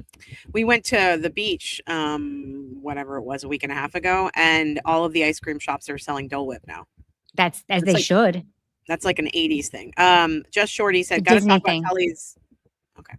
Got to talk about Tully's filing that has AI cases, another stalling tactic because his attorney asked to resubmit it. Yeah, we'll get to that. We're going to talk about Sean Good in a little bit, and we're also probably I don't know if we're going to get into Tully today, but we will talk about it. Chicago Marie says that they love real estate too, Rebecca. Glamma, member for 1 month, thanks, says Gilday is doing independent research on the case. Maybe either he is, or one of his clerks is, or he's just getting emails like we all get with information that people think is important or that they want to share with us because they know it aligns with our belief system. I mean, or literally somebody in the court system or the DA's office handed him it, which is what I think is the most likely thing. What is Dole Whip, Rebecca? Dole Whip is a Seriously. soft serve pineapple flavored delicious frozen dessert, and it's branded by Dole, the It's not pineapple just company. pineapple. No, they have different flavors, but the classic Dole Whip is pineapple. And the reason I say it's a Disney thing is that is how it was popularized in the United States. It's because Disney has Dole Whip stands by their like Polynesian shit. Like it's by the Tiki Room in Disney World. I don't know where it is in Disneyland, but like millions of Americans first tried Dole Whip at Disney World. But Dole Whip is delicious. A lot of people who don't know what Dole Whip is in the chat. I'm surprised by that. I'm just saying, said the public square is bigger these days and the judge can't deal with it. You're absolutely right, in my opinion. Okay, let's talk a little bit about, there's a couple of bits of rumor, innuendo. Go ahead, you can show that while I'm looking for this. Speaking of rumor and innuendo, is that like a scissor thing that you're doing with your fingers in Jamie's prom picture of us? I think it's supposed to be a piece, or it's like a tuff. It's probably close to my like. Oh, like one of those boy band things. Well, I showed you this picture of my dance. And I'm doing that, and I'm like leaning. Yeah. Why do they have to make us like a lesbian couple in this picture? I don't care, but like. I don't think we're a lesbian couple. I think we're two besties going to the prom together. Oh, you're probably right. Like as singles, because we didn't feel like going with a boy. Yeah. Yeah, for sure. Although that's the last time I saw myself in a dress was 1994. Ooh. That's the first time I've seen myself in a dress since 1994. I think that's actually poignant in a weird way to me. It is. Yeah. Well, why? Just because, you see yourself a certain way and you have an identity and like, that's who you really are. And then at some point in your life, you weren't that. You were like doing something that wasn't you. And you remember specifically the last time you did a thing that wasn't who you were. I think that's very poignant. I remember specifically there's a picture of me in the dress because I had to be a bridesmaid in a wedding when I was like 17 or 18. And my mother forced me to wear this stupid dress. And it was like floral off the shoulder. And it was sitting at the house and they were begging me, and my mother and my grandmother were begging me to try it on to make sure it fit right and all this stuff. But I was too busy with soccer and tennis and blah, blah. And the picture was taken of me at about 10 o'clock on like a Friday night after I'd come home from like 4-hour-long practice for soccer. I was burnt from the sun and just sweaty and gross. And they put me in the dress. And as a joke, I had my soccer ball under the dress because it was floor length. And I like walked out into the kitchen, and just as soon as they took the picture, I lifted the dress up with my soccer shorts underneath it and like put my foot on the ball. And it's like the last picture. It's the last time I wore a dress, the last picture of me in a dress. Green flag to you, girl. Green flag. It just was it never worked for me. No. Never ever worked. Okay. Abacus Flinch says send $5 and said, or maybe a Norfolk County informant is feeding Gildea. So literally what I think. Yeah. Yeah. Let's get into some of these rumors. Hold on a second. Okay. So there's a couple of things that I've been hearing, and I want to get your opinion on them. And I don't know if you've heard them, but I want to talk about it. So one of them, this has nothing to do necessarily with the leak, but people have uncovered information that Judge Gildea and Brian Albert are in a lawsuit together. Did you know about that? Yeah, they're sort of like defendants in what looks almost like a reverse class action lawsuit, where I think it's like a real estate thing. Hundreds of people did a thing, and it has something to do with Airbnbs or rentals. It could very well be a contractual thing. It's the kind of thing where the defendants, I promise all of you, these defendants are not getting together and talking to each other about this thing. This is one of those things where a lot of people were in some sort of contractual breach with some sort of corporate entity, sort of like if we were all sued by our bank for doing something shitty with our fees that violated their policy. That's how it appears to me. That being said, it is a really weird fucking coincidence that they're both defendants in a lawsuit together. Yeah. The second piece, I don't really see much to that. Everyone's really making a big deal about that. That was one of the tips. What? Say that and clip that. You don't see much to something? I don't. Because I love that for you. I'm like, okay, like you're saying, there's a bunch of defendants. I feel like there's more to the fact that, like, we got a tip today saying that Gildea lives in the same town where John O'Keefe grew up and like knows the O'Keefes, and I'm like, that might be something to that. Lives in There's the same also town. Is that like Deitch going to the same college as Karen Reed? That's not. It's of course he does. It's a small county, and it's these are rumors and exactly. innuendo. Exactly. I just want to acknowledge Glamma Suze, who says I know all about it. It's nothing. Fiorelli is a vexatious litigant. I know the whole history. Yeah, that was my assumption too. This is a vexatious litigant.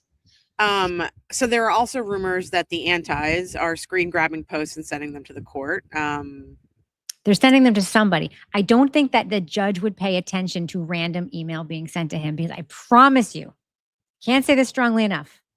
He is getting dozens of lunatic emails every single day from the public, and one of his clerks is going through them and not.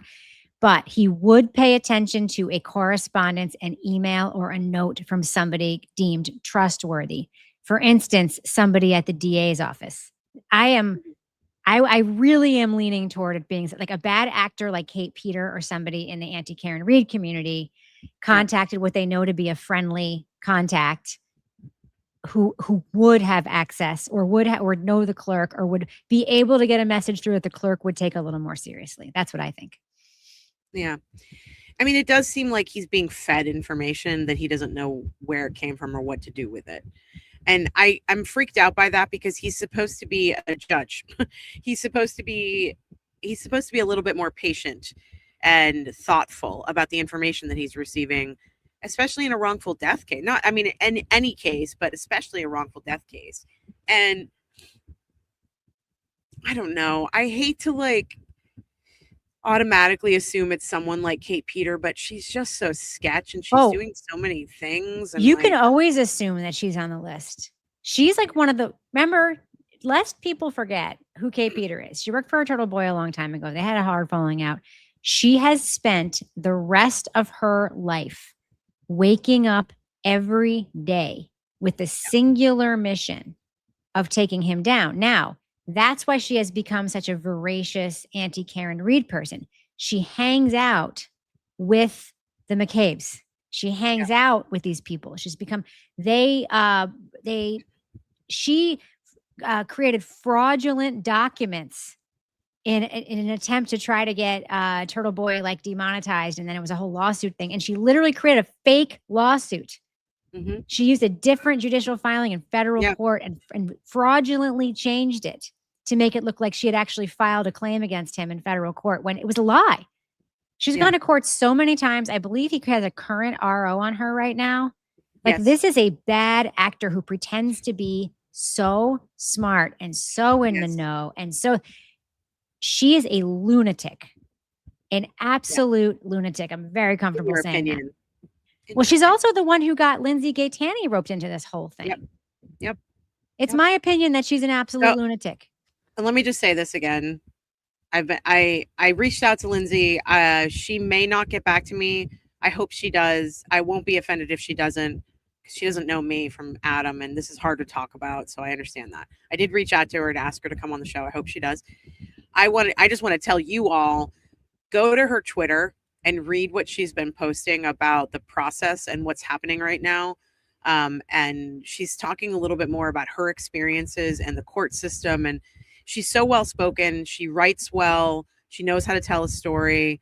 Some of the things she's saying are really important. And I just urge you all to go look at her Twitter. I'll post a link to it in the chat right now. Thank you. I'm trying to be a little more conscientious about posting links to things we talk about. Yeah. Okay. So that's all I really had to say about it took us an hour and a half to get through that, but we also looked at real estate. Don't forget, that was really important. And we looked at those prom pictures. Oh, I made a song. You Machado'd?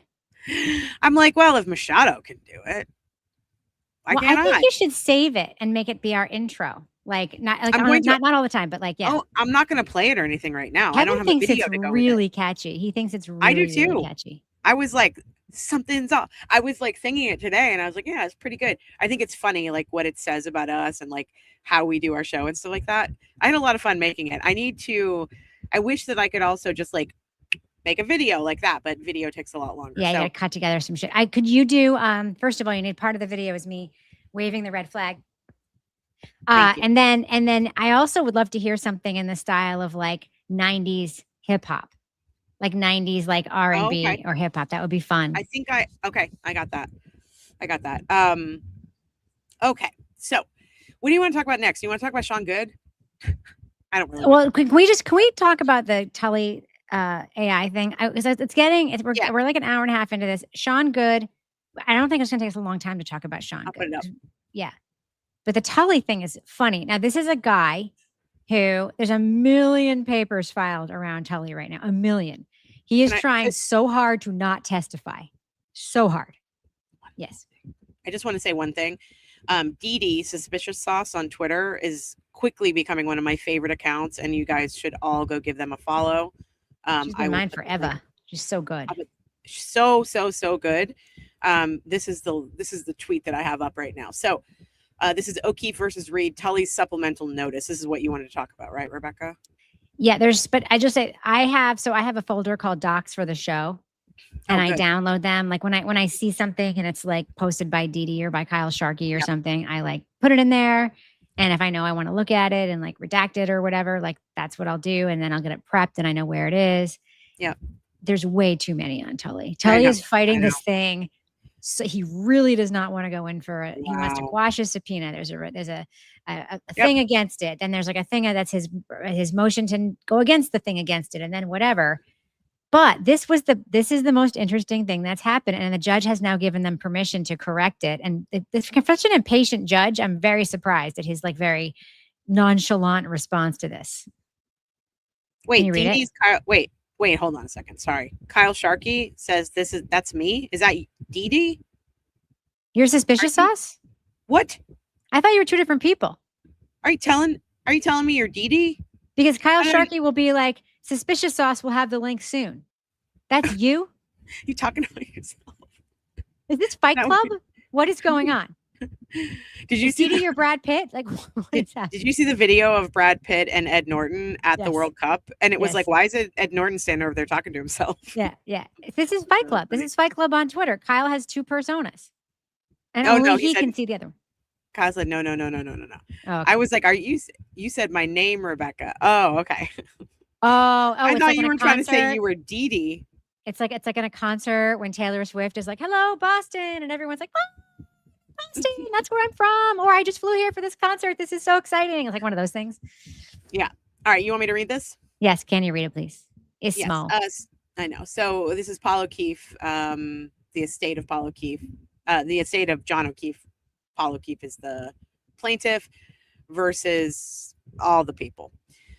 Non-party witness Lieutenant Brian Tully, through counsel, respectfully submits a supplemental notice to clarify and supplement the motion for leave to file a corrected memorandum previously filed in this matter regarding a citation in the memorandum of law filed in support of his motion to quash, subpoena, and or for protective order. Do you hear how many documents you just referenced in that one sentence? Yeah. Wild. The prior motion for leave to file identified that the citation to McGuire versus Cunningham, I'm not going to do the cite, appearing on page 6 of the memorandum was incorrect and should be replaced with Cronin v. Strayer. Counsel files this supplemental notice to state plainly, for the completeness of the record, that upon further diligent review, counsel has been unable to locate any reported decision corresponding to the citation McGuire v. Cunningham. Counsel does not believe any such case exists at this citation. Counsel identified this error through counsel's own subsequent review of the citations in the memorandum prior to any inquiry from the court or from opposing counsel, and brought it to the court's attention promptly thereafter by means of the original motion for leave to file a corrected memorandum. Counsel files that this supplemental notice to ensure that the record before the court is complete and unambiguous. That's all I'm going to read. So basically they went through AI and they cited a fake That's what we're assuming. That's the only way a fake case would get into a motion. How do you put a fake case in there? And it's a safe assumption. I think it's a safe assumption. Yes. All right. I wish I have to say that just in case we're wrong. Is this a delay tactic? We could be wrong. I don't think we're wrong. We could be wrong. I don't think we're wrong. We could be wrong. Is this a delay tactic? Yes. It's all a delay tactic. Like and they get away with it. No. Doing the AI was just sloppy. Like some some summer intern in the office or that guy himself was like, I need to make a thing. Let me ask Copilot to help me find some cases. And then actually just didn't do the fucking legwork to check them all. Hey, Gemini, Grok. As I have learned Cases. Yeah. following a certain podcaster in the last few weeks, because they're entertaining as hell as they're circling the toilet. Some people are just really fucking lazy. Yes. Lazy. Yes. And they use AI to create content and then call it brilliant and creative and original. You ronk. You ronk. We can change. We can morph Higgy's you wrong into you wrong. I am not doing capitalism out of Jess Machado. No, thank you. Wait, what? I said I'm not doing capitalism out of Jess Machado. Actually, I do have one thing to say about that. Okay. Because I think she tells on herself when she says, all of you are getting all these views talking about me. What does it say about her that she thinks I would talk about her for the views and not because she's terrible and I'm really upset about it? That says more about her than it does about me, in my opinion. Okay, moving on. More on Sunday in our members only. Forbidden fruit. Is that what we're calling it? Forbidden fruit. Forbidden, I don't know. Forbidden topics. I read something the other day. I've always been one of the reasons why I'm going to get religious for a second. One of the reasons why I'm not religious, one of the reasons why I'm not Christian is because when I was a kid, I couldn't understand why a man had an Adam's apple. And all I could think was, I think they lied to me. I think Adam ate the apple. And I saw someone on Twitter with my theory from when I was a kid. And I was like, I think they lied. I think Adam ate the apple and it got stuck in his throat. And that's why we call it an Adam's apple. And he just let Eve take the blame for it. That's the patriarchy, my friend. That's what I'm saying. That's the But I saw patriarchy. somebody on the Twitch watt the other day said that. And I was like, oh my God, that's what I thought when I was a kid. Is this a real thing? Do people really believe this? Or my people are out there? Also, my people are Bob and Allie, because I think Allie does the thumbs for them. And did you notice their last thumb? Are you a South Park fan? Yeah. She put Mr. Hanky in her thumbnail. She put Mr. Hanky with Proctor's head on top of it and his little white gloves. Mr. Hanky, the Christmas Mr. Hanky and the Christmas poo. Yeah. I was like, tell me that is Mr. Hanky. And she was like, damn right it is. I was like, you my people. Grant Smith, someone said we should look for Grant Smith Ellis's tweet. So I just grabbed it from an hour ago. So I'm just going to grab it and we can talk about it. Sean Good has a medical emergency. Yeah, right. Okay, go ahead. You can put it up. So someone said we should look at this. So Grant Smith Ellis says, okay, let's make this bigger. All right. I think I figured out what happened regarding Wednesdays and Karen Reed and John O'Keefe Proctorgate hearing. On 6/8/26, the clerk uploaded the original motion to impound the document to mass courts without the clerk's stamp, which in turn led Judge Gilde'a to think it was not a publicly filed document. On that day, Kyle Sharkey posted the document at 2:46 because he monitors the mass court's docket by hand closer than anyone else in the world. Yeah, he does, Shacky.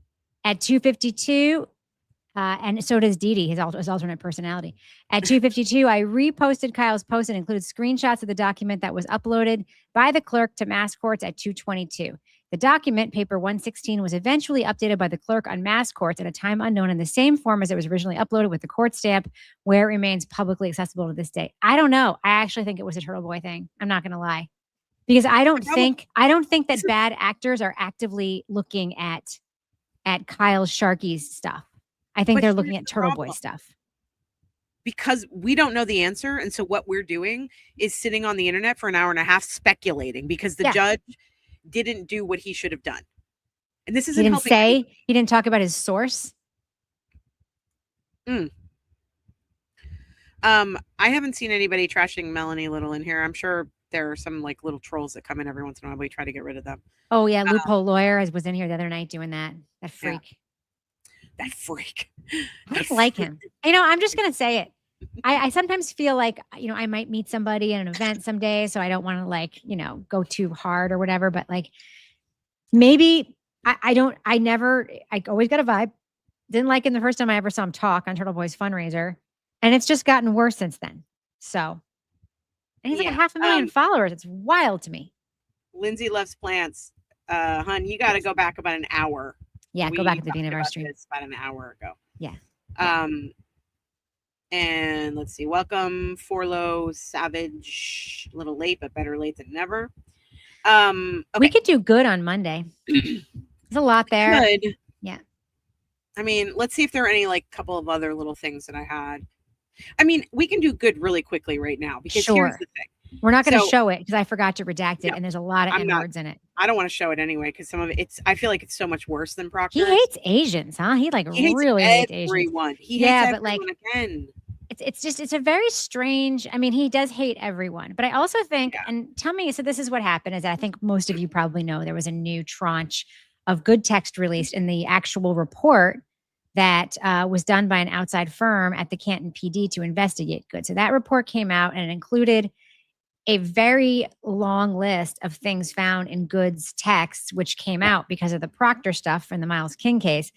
And what's funny about the investigation, it's not funny, but it made it an easy read, is that they categorized the tweets by like chapter. So it was like, he hates Asians. And then there's like 100 things about Asian. He hates Black people. And then 100 things. He hates women.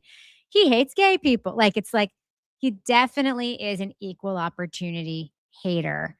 But what also comes out in his tweets is not dissimilar from Proctor, his love of being a cop because of the power he has over these people.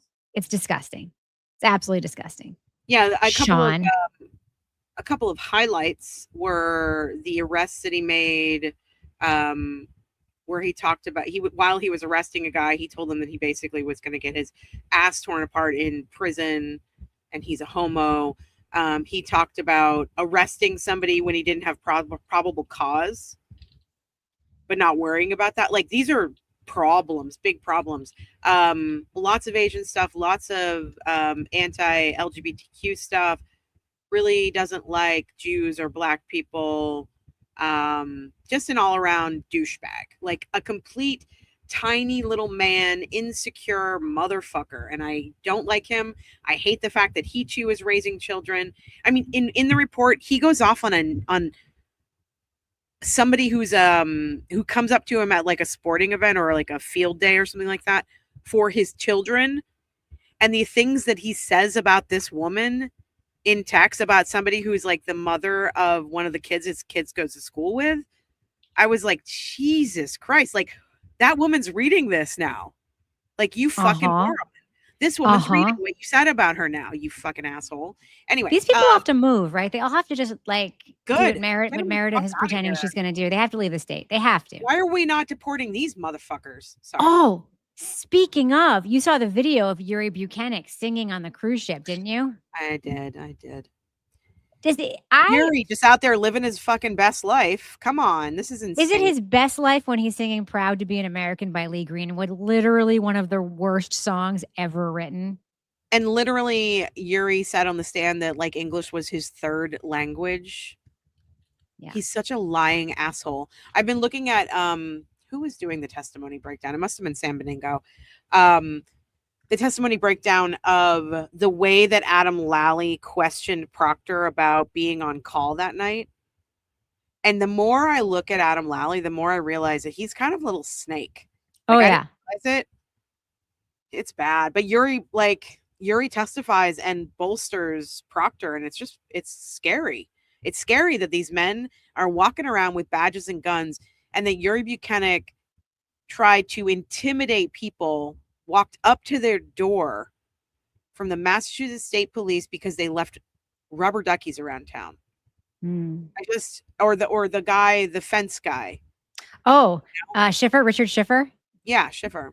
What I love about the Richard Schiffer thing, look at this, Yuri Karaoke. Very good, Debbie. Very good. Good job. What I love about the Schiffer story is when I think I was either texting with or talking to Aiden on the phone about something else, like unrelated. And then we talked about the Schiffer thing.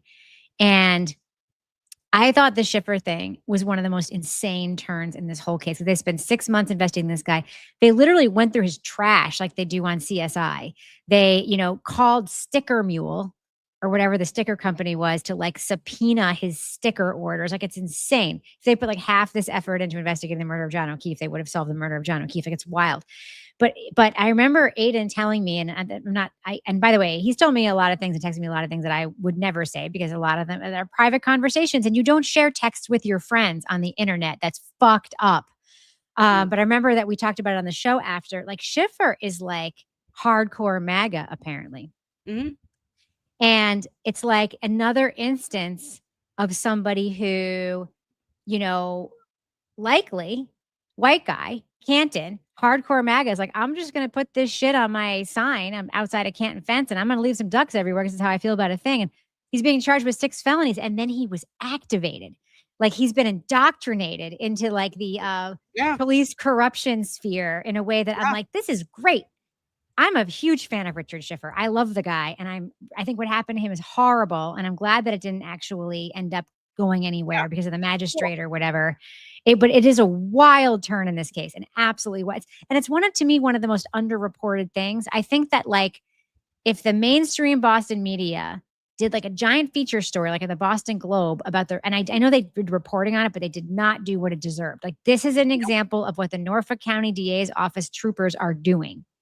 And then they lay out, or there was the Canton police. I'm sorry. This is an example of what the Canton police is doing.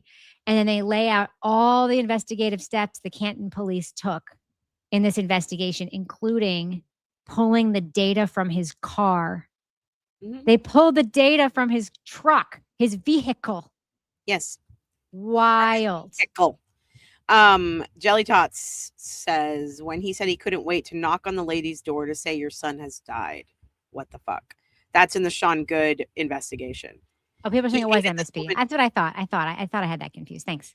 He hated this woman so much that he was talking about in his text messages or whatever it might be, that he was gleeful to show up on her door to tell her son had died.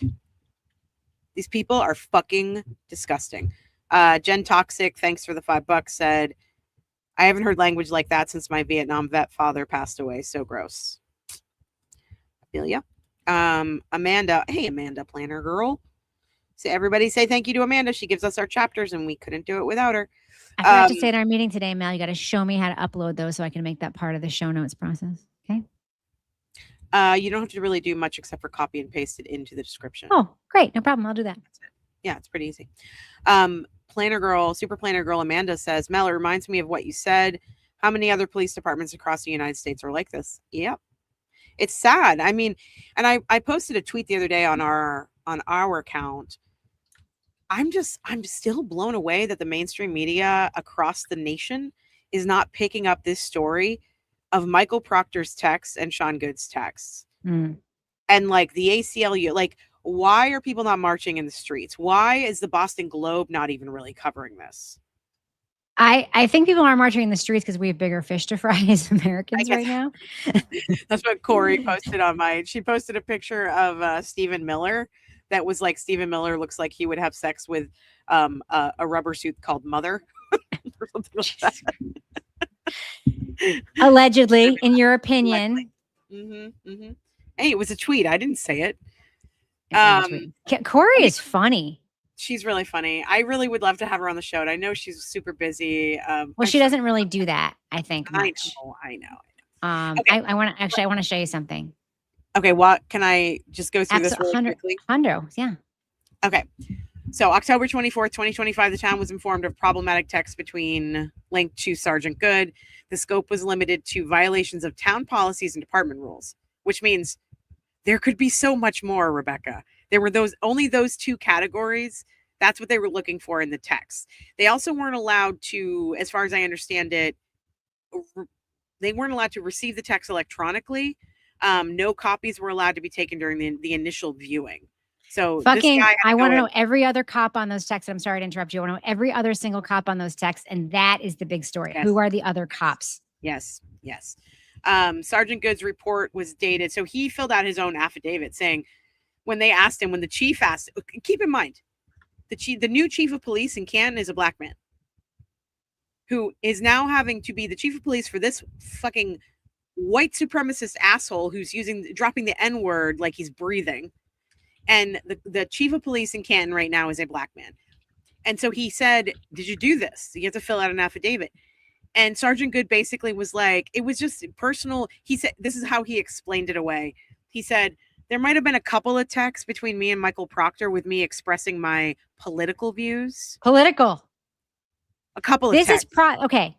A This is couple of important. texts. But it's also important. It's also important. Please. And I want the folks, I don't have the words. People in our audience who have very different political opinions than us in actual politics. This isn't just for you. This is for everybody. This is the problem with civil rights becoming political fodder. This is why making, for instance, trans people a political issue, or Pride Month a political issue, or I quote identity politics or DEI a contested political issue is a problem. Because then because those are civil rights issues. You know, they're legitimately like the rights of people to exist, be who they are, live the way they want to live, the same way everybody wants to exist, be who they are, live the way they want to live. And you can call, I'm not talking to you, Letmel. And you can call it, no one is trying to force you to be anything except for maybe some Christian nationalists. But you can call it anything you want. But the problem with that stuff becoming political fodder and people calling it politics, the problem with somebody calling a rainbow flag politics is then someone like Sean Good legitimately thinks saying the N-word is an expression of his politics. Yes. And that is deeply problematic. And that is a natural offshoot of this. It's a natural offshoot when you have a literal Nazi rally in Charlottesville was saying Jews will not replace us. That's not a political opinion. That's just anti-Semitic and Nazi. It shouldn't be a mainstream political, it should be considered a mainstream political opinion. So the problem with all of that stuff is that someone like Sean Good, I think he legitimately believes that him using language about Asian people, being anti-Semitic, talking about using the N-word, talking about a woman whose child died of an overdose and how glad he was about it and all that stuff. He believes that's political because we as Americans have decided that we're going to call it political. All of us have. Think about one of my least favorite terms in the world, which is like identity politics or the social, what do they call it? The wars, the culture wars. Yep. Culture wars are just a way to mainstream hate. It's mainstreaming hate when we give it a bland term like culture wars. It's mainstreaming it. It's absolutely mainstreaming it. When Islamophobia can be called a political point of view, it is completely fucked up. And that is why someone like Sean Good 100% believes that saying the N-word is a political position. Political. I think there are people that we know that think that some of the or even being able to say certain words is showing your politics. Like folks who are comfortable saying the R word, like that's a part of their politics. That the politics being, you're too woke, so I'm going to say this. Right. I mean, it is your First Amendment right to use whatever word you want. And the First Amendment is part of politics. But by the way, we've all kind of agreed as a country that the Constitution is what it is. And I do think there's been a lot of overcorrection and language policing. I really, really do. I absolutely do. And I think if people want to use the R word, it's absolutely our right to say, I hate that fucking word. I like you as a person, but I really don't like you when you use that word. That's fine. All of that's fine. But it's not politics. You're using a word that makes some people really uncomfortable. That's not politics. That's your personal choice. But I think that like Sean Good feels empowered because we have mainstreamed this shit. Mainstreamed it. And I see a lot of people online, especially on the Annie Karen Reid side, I hate to say it, who I know use this same language privately. And also on the pro Karen Reid side, they might use the same language privately, feigning outrage because they may feign outrage, but then there's people who are on anti and pro Karen Reid side who use language that I completely disagree with, though I believe it's their First Amendment right to do so. Totally. I wish that Aiden and Will would not use the F word. And by F word, I mean fag. I'm allowed to say it. You're not. Well, they're allowed to say it. You just don't like it. They are. Yeah. No, I mean, they're allowed to say it because of their First Amendment right. But I'm saying that like when I'm saying it, I'm reclaiming it because that's what gay men have been called. And if somebody I'm allowed to say dyke because I'm reclaiming it. You know, the problem is that there was this sort of anti-woke thing that happened. And so in opposition to that, people just started bringing up all these words that they were told they weren't allowed to say in like polite society. And they just latched onto it and decided it was fine for them to say it. Now they're going to triple down on it. Yeah. Yeah, they tripled down on it. So Sean Good believes that being able to say the N-word is his politics. Sean Good believes that calling Asians the G word is his politics. Yeah. I think he really does think that. I think he really thinks that. Yeah. Chicago Marie said, I wouldn't discount judges, police, media, and others in Proctor's text and Proctor's phone extraction. Yeah. I mean, I think that's why the Boston Globe and other outside of like local media outlets aren't really reporting on this, is for those reasons. Did you want to show something, Rebecca? I kind of would like to, I don't know when we're ending this, but I'd kind of like to show it near the end of the show, at the end of the show. So maybe going out video. B Hance, I'm not putting your super chat up. Thanks for the $5. We'll take $5 from trolls all day long. Thank you. That's another loophole troll.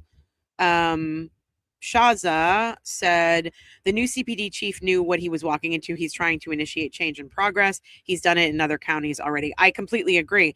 And I'm not saying that's not what he's doing. What I'm saying is, imagine how he must feel as a black man in a position of power, having to deal with one of his underlings so freely using the N-word, and then having to investigate that guy and knowing that that guy is going to put just another stain on an organization that he loves.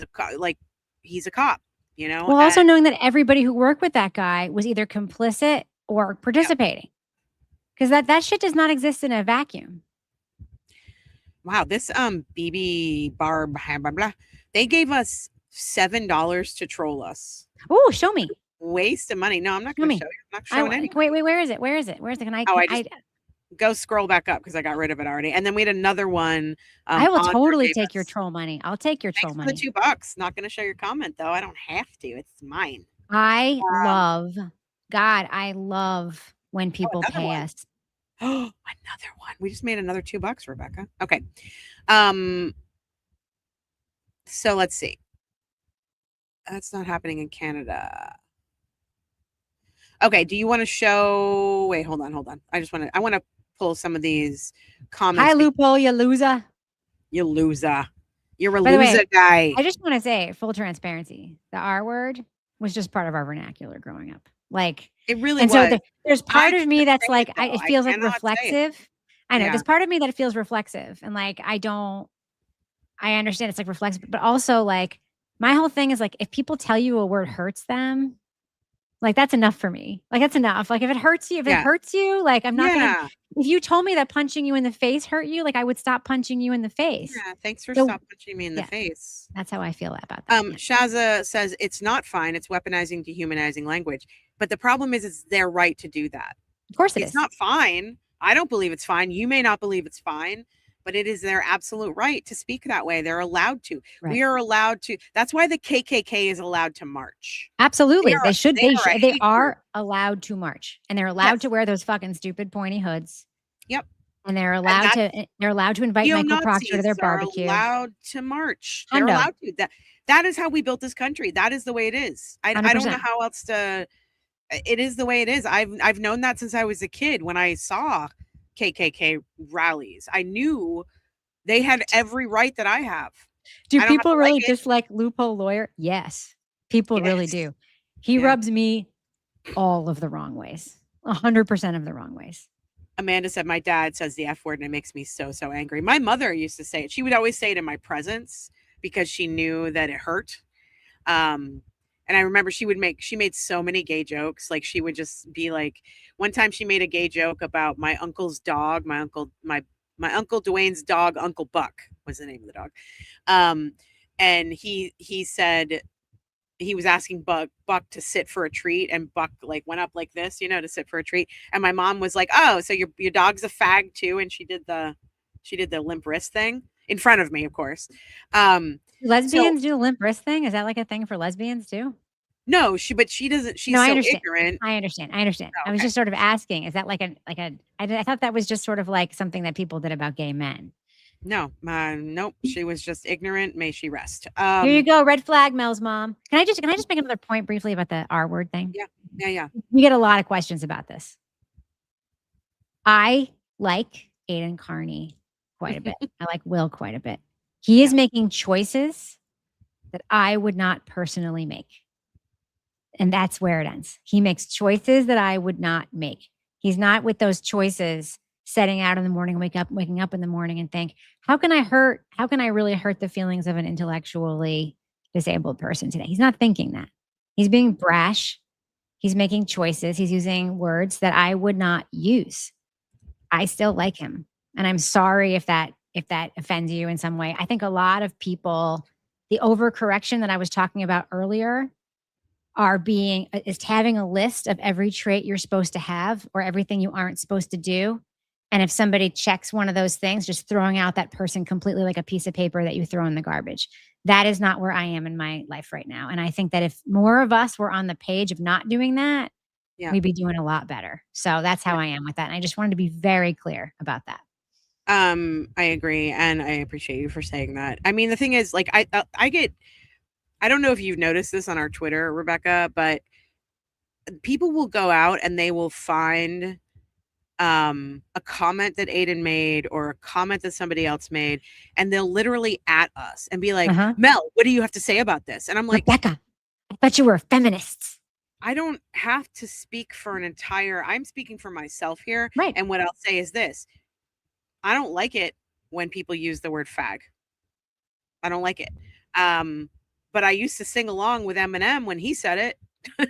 You know what I mean? Like, Joy says First Amendment. Oh, you took it away. Oh, I'm sorry. Joy say? That's okay. Where did Joy go? Hold on. I got to find it because it was good. Here it is. Joy said First Amendment allows you to say things, but it does not protect you from the consequences. Like, you can be a Nazi, but you also might get punched in the face because you're a Nazi. So, and that means both of you are in trouble. But my point is that just because you have freedom of speech doesn't mean that, like, you know, you're going to be walking around not getting punched in the face if you're a Nazi. So I want to address this question about the lights in my Lego cars. They're actually custom for aftermarket and custom for each kind of car. I'm posting the Amazon link right here. If you have a Lego car and you want to light it up, it's got headlights, interior lights, all of it. They're really fucking cool. My son did mine for me as my 50th birthday gift. I had these cars here. I came home for my 50th birthday trip and they were lit up like this. And I love them. They come on automatically at night. But every Lego set, not just cars, the jazz band one, whatever, some dork has a company where they make a custom lighting set for almost every Lego set. So I just put the link in the chat where you can find that on Amazon. Someone in the chat said that Will doesn't say the F word. He says gay. So if I misspoke, I'm sorry, Will. It doesn't bother me when people are like, oh my God, that's so gay. And I'm like, yeah, it is gay. I wish everything was gay. I want to reclaim that for us being able to say it to mean not referring to people who are gay. But I know that's a slippery slope. It's like, one of the words I love. I love the word cunt. I love the word cunt. I heard, so Ringo Starr, and I think it was the Peter Jackson documentary, which is like fucking incredible about the Beatles. Ringo Starr used to use the word fruity. Used to be like, that's so fruity. And I was like, I love it. That is a fucking great word. And it's like there's an aesthetic feel to it that I know it's like a reference to gay people. I know it's whatever, but also if you divorced it from its origin story, it's actually a great word to describe a certain aesthetic that like is incredibly accurate. Like that's so fruity. Craftastical said, I'm from Ireland. We use the C word interchangeably where I'm from, sometimes as a term of endearment, sometimes not. Yeah. I agree. You fucking cunt. You fucking cunt. I know you guys want me to get rid of these Vince sock puppets, but if they're going to keep giving us the $2, whatever. We'll take them. I'm just going to not pay attention. This is a good point. User some odd numbers said, Black people have been saying this forever. It's not new. We just never listened, unfortunately. Agreed. Members only means super chats, please. What? I don't know what that means. Mean super chats. Members only mean super chats. A topic. I love them. I love when people pay. By the way, what's funny about people paying us to say trolly things is that we read comments also if people haven't paid us. By the way, your super chats are very welcome, and please tip us. The links are in the messages, and we really, really appreciate tips as well. And we really appreciate you shopping in our merch store. And we really appreciate you checking out our Amazon list, even though we don't really talk about it anymore. And we really appreciate all the ways that you help us earn a little dough with this show, because we love doing it. And it's like 20 hours a week of our lives. And I also have a day job. So I really want to keep being able to do this. So please help us make this a viable business. I agree, Glare. I 100% agree. That being said, it is my personal choice. Wait, you got to say what the Glare said. Will said, it's not the stuff we like to see here that needs to be protected. It's the stuff we don't like. I 100% agree with this with every fiber of my being, which is why I frame it as personal choice. It is my personal choice not to use certain words. It's your personal choice to use them. It does not, for me, make you less of a quality human being. You are a human being making different personal choices. And I'm completely fucking over. I don't want to call it cancel culture, because I do think when a man rapes a woman, he should be canceled. And I think that there's been some overcorrection there too with the whole cancel culture thing. Like, Matt Lauer should never have a comeback. Never. Ever, ever, ever, ever, ever. Never. I know Louis C.K. has a new special on Netflix. CK. Dude fucking exposed himself to hundreds of women, some of whom I know, and who were part of jacked off in front of those women. It's disgusting. There are certain things that cancel culture, but again, the word cancel culture has been used to sanitize and excuse things that are just hurtful. I mean, it's okay to be hurtful. You can choose to be hurtful if you want. Like that should absolutely be protected if you want. It's just a different choice than the ones I make. That's all. Mouse, I have a different perspective on this. Mouse said, of course, TB is thinking of how to hurt the feelings of people. That's what he does. Denying that is, I don't know, kind of oblivious. Well, actually, did you just mansplain to Mal? I did. I have a different perspective. I think that Turtle Boy knows that the people he's talking about are going to be most offended if he calls them fag. I think the people that he is talking about knows that they are insecure, weak people who would get so triggered by that word, by being called that word. And I think that's why he does it. I'm really not trying to make excuses for him. I wish he wouldn't use the word, just because of all the connotations, because of all the things that in our history that are associated with that word and the things that have been done. And what I will say as an LGBTQ person in the world, your words don't hurt me as much as your fists do. And I have dealt with both throughout my life, and I'll take your words any day. I think people really don't know. I mean, I grew up, I'm 53 years old. In the 80s, 70s, 60s, 70s, 80s, 90s, forever. Every gay person I know at one point was gay bashed. When they were leaving somewhere, was preyed upon by a gang of people. It was literally an activity. It was an activity. I grew up in the New York area. It was mostly men that they didn't do it very often to women because some men still have that idea in their head that men aren't supposed to hit women. And so they didn't necessarily go after women, but they would really go after men. I personally have been whatever. Yeah. It was actually an activity. Like a group of high school boys would go to the city for a night, stand across the street from a gay bar, and then descend upon a man when he came out and beat the living shit out of him. It was very, very common. And so the F word and all these words have associations with that, the same way the N word has associations with police spraying Black people with hoses. So, and letting dogs out on them and enslaving them. So there's a lot of pain there. And so I understand that it's also a funny word that can be pointed, especially when you're pointing it at a super masculine guy who loves to sing Lee Greenwood or whatever. And there is a humor there that I understand. I mean, if I'm not going to pretend I don't have dark and inappropriate humor in the privacy of my own home. I 100% do. So I get it. I totally get it. It's just a choice. It should be protected. And it's a choice. Both things can be true. Both things can be true. But I agree with M. Danger Riley. The difference here is that the people who use these words took an oath. They took an oath and they are sworn to protect everybody. Yes. Everybody. Not just the white guys. Take your time. Take your time getting to that accident because the driver is an N-word and just let him die. That's the difference. When your words have actions, that's the difference. let's see. Thank you, Debbie Yeah. McDonald. You became a member. Join us on Sunday when we do our forbidden members only stream where we'll talk about Jolene and her recent commentary on another podcaster who pretends she doesn't know who we are. Thank you very much, Pamers TN, becoming a member for 2 months. We super duper appreciate you. What did they say? My number one takeaway from those Proctor texts was he is scared of everything and everyone. So much fear and hate on top of the. Also, there's a whole thing where they're just trying to be cool for one another. These guys, right? They just want to be part of a club, hanging out, and they're like, if I say all these words, the boys will like me. There's 100% a lot of that in there. 100%. Yep. Yeah. Tammy McNulty said they love the new merch. Thank you. Check out our merch store. It's linked to our Facebook page. And I have a piece of merch coming out as soon as I get able to QC it, get one for myself and make sure it doesn't look stupid, that I'm going to release, that I am very proud of. Because I was an idea I had in the shower where I have all my best ideas. And then I ran over to my Adobe Photoshop and created the graphic and found the perfect thing to put it on. And as a men's version and a women's version. And I'm very excited about it. I love it. You're doing such a great job with the merch. You're doing so much better than I did. And I only took it over because you were super busy. And I was like, well, I better do this. I used to work for Netflix and I don't anymore. I've got a lot of bandwidth. That's true. Yeah, I would agree with this about Turtle Boy. Where'd it go? Sorry. Victory said, I think TB dislikes certain people only based on their actions, not anything to do with identity. Yeah, otherwise he wouldn't be friends with me. But then he goes to identity to insult them.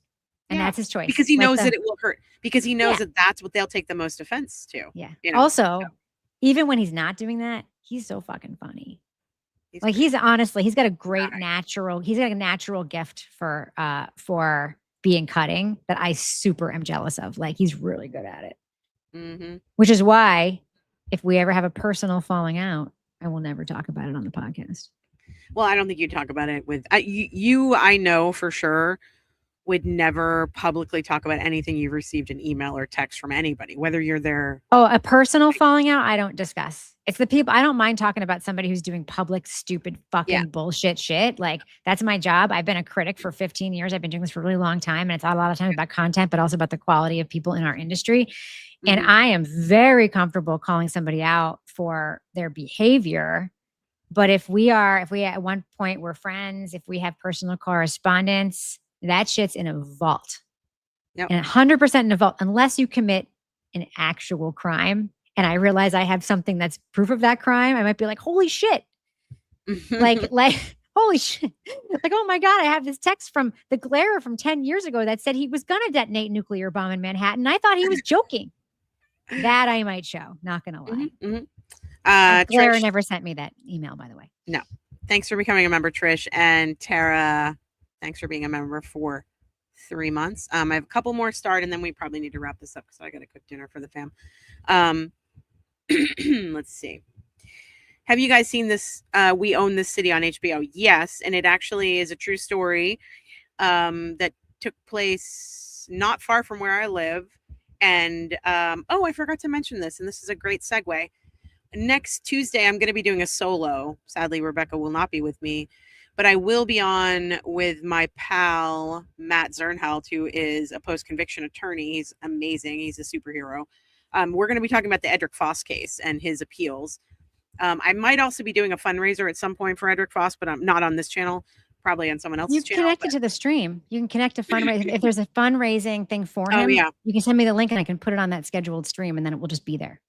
Oh, that's great. Yeah, we'll think about doing something like that. We're still talking about that kind of stuff, but Matt's going to come on and talk to me about post-conviction stuff and appeals. And he's Pam Smart's lawyer too. So if you guys have questions for him about that, be respectful. I would appreciate the chat being respectful. I don't think he's done a live stream before, although I've been trying to talk him into it for a long time. He's really funny. Don't be like, how can you defend that murderous whore? Don't do any shit like that. You would love Matt. I really want you guys to meet him. Yeah. He's very dry. He's very much like Baker.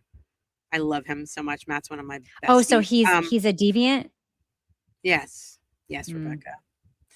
Let's see. Matt. And then Matt, the other interesting thing about this question, which was, have you guys seen We Own the City, is Matt, how do I explain this? Matt is currently representing in a post-conviction capacity one of the guys who was taken down by the gun Task Trace Force.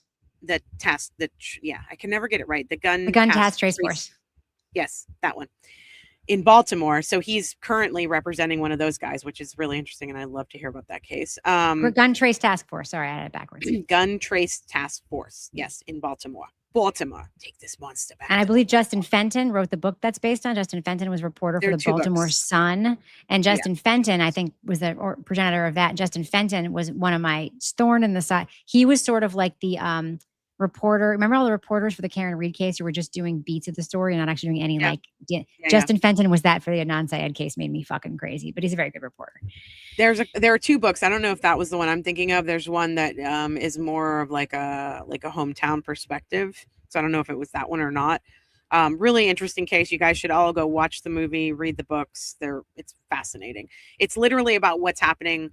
Well, I don't want to say literally.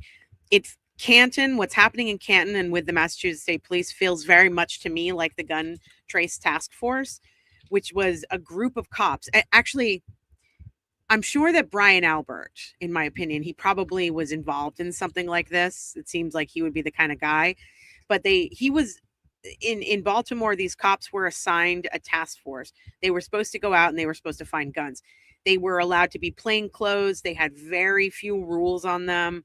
And they basically were doing everything you're not supposed to do as a cop and violating everybody's rights and going in and raiding for guns and drugs and money, and then taking the money and taking the drugs and selling the drugs themselves and keeping the money. Mm-hmm. And then just lying on their police reports. Sound familiar? Go check it out. Yes. That sounds like some trial 4 bullshit. I know, right? Super Planner Girl Amanda said the cop situation reminds me in an off way of the Murdoch Dynasty, Good Old Boys Club in South Carolina. Yep, I agree. All right, we got to wrap this because... Yep, that was it. That was the last one. Oh, great. Can I show this video? And then at the end of the video, perhaps you can stop the stream. Okay, don't forget to tip your waiters in the Venmo, PayPal, Cash App. Don't forget to check out our merch store. Don't forget to become a member so you can join our Forbidden stream on Sunday and then our Crossroads stream on Monday. And we are going to go out right now with a video that everybody needs to see. I hope you all have where the fuck is the video on my tabs? I'm completely ruining the bit. Oh, no. You got it. Yeah, but I can't find where it is to hit play. Oh, my God. You got too many tabs open. I have too many tabs open. I ruined the bit, Mel. No, it's fine. There doesn't have to be a bit. Is it? It's fine. It's fine. How could it even be up? There one of the things. Oh, there it is. Go ahead. Is it? Where the fuck is it? Do you ever have like your Chrome and then all of a sudden like that thing you had open is just like the Chrome tab has just completely disappeared? Nope. Oh, there it is. I got it. It's on the other screen. That's the problem. Here we go.